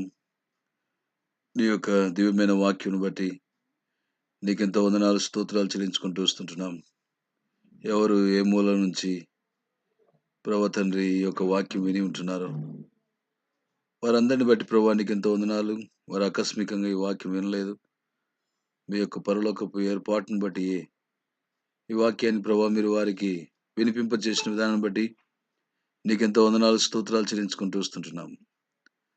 నమ్మకమైన తండ్రి దేవా, నిజంగా జక్కయ్యను చూచి ప్రేమించిన దేవుడు, జక్కయ్యను వెతికి రక్షించిన దేవుడు, నశించిపోతున్న పాపిని ప్రభువా వెతికి రక్షించుటకు మనిషి కుమారుడుగా మీరు లోకానికి వచ్చి జక్కయ్యను రక్షించినట్లుగా నమ్మకమైన తండ్రి అనేకులను రక్షించాలని కోరుచుంటున్నావు. ఎవరైతే నీ వాక్యం విన్నారో ఇంకా రక్షణ లేని వారు, నీకు హృదయం ఇవ్వని వారు ప్రభువా ఈ యొక్క రాత్రికాల సమయంలో తమ హృదయాన్ని మీకు ఇచ్చి నమ్మకమైన తండ్రి సిలువబడిన యేసుక్రీస్తు ప్రభు మీద విశ్వాసం ఉంచి ఆయన చిందించిన అమూల్యమైన నిర్దోషమైన రక్త ప్రోక్షణ కిందికి ప్రభా వారు రాగలుటకు, రక్షణ అనుభవంలోనికి ప్రభా వారు రాగలుటకు సహాయం చేయవలసిందిగా ప్రార్థన చేస్తూ వస్తుంటున్నాం. దేవ కృప చూపండి. తద్వారా మృతుల్లో నుండి ప్రభా జీవితుడైనటువంటి లాజరు పొందినటువంటి ఆశీర్వాదములను నమ్మకమైన తండ్రి వారు అనుభవించుటకు సహాయం చేయండి. కృప చూపవలసిందిగా ప్రార్థన చేస్తూ వస్తుంటున్నాం. నశించిపోయే ఆత్మలు నశించి నరకానికి వెళ్ళడం మీకు ఇష్టం లేదు కనుకనే ప్రభువా మీ దివ్యమైన వాక్యాన్ని తీసుకుని వచ్చినాం. ప్రభా తండ్రి, నేడు ఇంటికి రక్షణ వచ్చి ఉన్నదని ఇతరుడు అబ్రాహాము కుమారుడేని ప్రభా తండ్రి అనేకుల విషయంలో ఈ రాత్రి చెప్పబడగలటకు సహాయం చేయండి, కనికరించండి. ఎవరైతే తమ పాపములు ఒప్పుకొనుటకు తీర్మానించుకొని ప్రభా రక్షణ కొరకు తీర్మానించుకుని ఉంటున్నారో వారిని దీవించండి. నమ్మకమైన తండ్రి, మీరే వారిని రక్షించండి. వారి పాపములు ఒప్పుకొని చుంటుండగా మీరే వారిని క్షమించవలసిందిగా ప్రార్థన చేస్తూ వస్తుంటున్నాం. ఇటు ధన్యకరమైన ప్రభు ఆశీర్వాదంలోనికి బిడ్డలు రాగలుటకు సహాయం చేయండి. మీతో సహవాసంలోనికి రాగలుటకు సహాయం చేయండి. మీ యందు ఆనందించుటకు సహాయం చేయండి. జ్ఞాపకం చేసుకోవాల్సిందిగా ప్రార్థన చేస్తూ ఇచ్చిన ప్రభు ఈ కూడికను బట్టి వందనాలు స్తోత్రాలు చెల్లించుకుంటూ ఈ వాక్యం దీవించమని ప్రభు ముందున్న పరిచర్య కొరకు ప్రార్థన చేస్తుంటున్నాం. మీ సన్నిధి మాతో ఇవ్వండి. ఎవరైతే ప్రభు అనారోగ్యంతో బాధపడుతున్నారో వారిని ముట్టండి, స్వస్థపరచవలసిందిగా ప్రార్థన చేస్తుంటున్నాం. వినుచున్న వారు కూడా ఎవరైతే ఎక్కడైతే ప్రభు తండ్రి దేవాయ అవసరతలు అక్కర్లు కలిగి ఉంటున్నారో మీరే వారి అవసరాలు తీర్చవలసిందిగా ప్రార్థన చేస్తుంటున్నాం. మీ కృపాస్థలకు మమ్మల్ని అప్పచెప్పుకుంటూ సమస్త మహిమ ప్రభావం మీకు ఆరోపించుకుంటూ రేపు ఉదయం సిస్టర్స్ మీటింగ్, తిరిగి సాయంకాలం బైబిల్ పఠనం ఆశ్రమం చేయండి. ప్రభు తండ్రి శనివారం ఉపవాస ప్రార్థన, సాయంకాలం యూత్ మీటింగ్ కూడా దీవించండి. ప్రభువా మరి ప్రభు దినం నిశ్చితమైతే ఆరాధన కొరకే మమ్మల్ని సిద్ధపరచండి. మమ్మల్ని మీకు అప్పగించుకుంటూ అనుగ్రహించిన ధనికరమైన సమయాన్ని బట్టి మేము స్తుతిస్తూ ఘనపరుస్తూ యేసుక్రీస్తు శ్రేష్టమైన నామం స్తుతించి ప్రార్థించి వేడుచున్నాము తండ్రి, ఆమేన్. మన తండ్రి దేవుని ప్రేమ, ప్రభు అయిన యేసుక్రీస్తు కృప, పరిశుద్ధాత్మిక అన్యోన్య సహవాసం ఆయన బిడ్డల వారందరికీ ఇప్పుడు ఎల్లప్పుడూ సదాకాలము తోడై ఉండునుగాక, ఆమేన్. దయచేసి గమనించండి ప్రకటనలు. రేపు ఉదయకాలం యథావిధిగా సహోదరుల ఉపవాస ప్రార్థన మరి ఉదయకాలం ఉంటుంది 10:30 గంటలకు, జ్ఞాపకం ఉంచుకోనండి. తర్వాత రేపు సాయంకాలం బైబిల్ పఠనం 7 గంటలకు చేరొస్తాం. ప్రార్థన చేయండి ఈ కూడికల కొరకు. సాటర్డే యథావిధిగా సంఘ ఉపవాస ప్రార్థన మరి ఉదయకాలం 10:30 గంటలకు ఉంటుంది. నిర్లక్ష్యం చేయకుండా అందరూ పాలు పొందండి. తర్వాత శనివారం సాయంకాలం యూత్ మీటింగ్ యవనస్తుల కూడిక 6 గంటలకు ఉంటుంది. యవనస్తులందరూ కూడా దయచేసి పాల్గొనాలి. ప్రభుదిన ఆరాధన 9:30 గంటలకే మిస్పాలోను ఎల్షదాయిలోను, జ్ఞాపకం ఉంచుకొని ఎల్షదాయిలో ఆరాధించడానికి వచ్చిన వారు కాబట్టి ఆలస్యం అవుతుంది కాబట్టి 9:30కే ప్రారంభిస్తున్నాం. జ్ఞాపకం ఉంచుకొని ప్రార్థన పూర్వకం పాలు పొందవలసిందిగా మనవి చేస్తుంటున్నాం. Praise the Lord. అందరికీ వందనాలు. Praise the lord.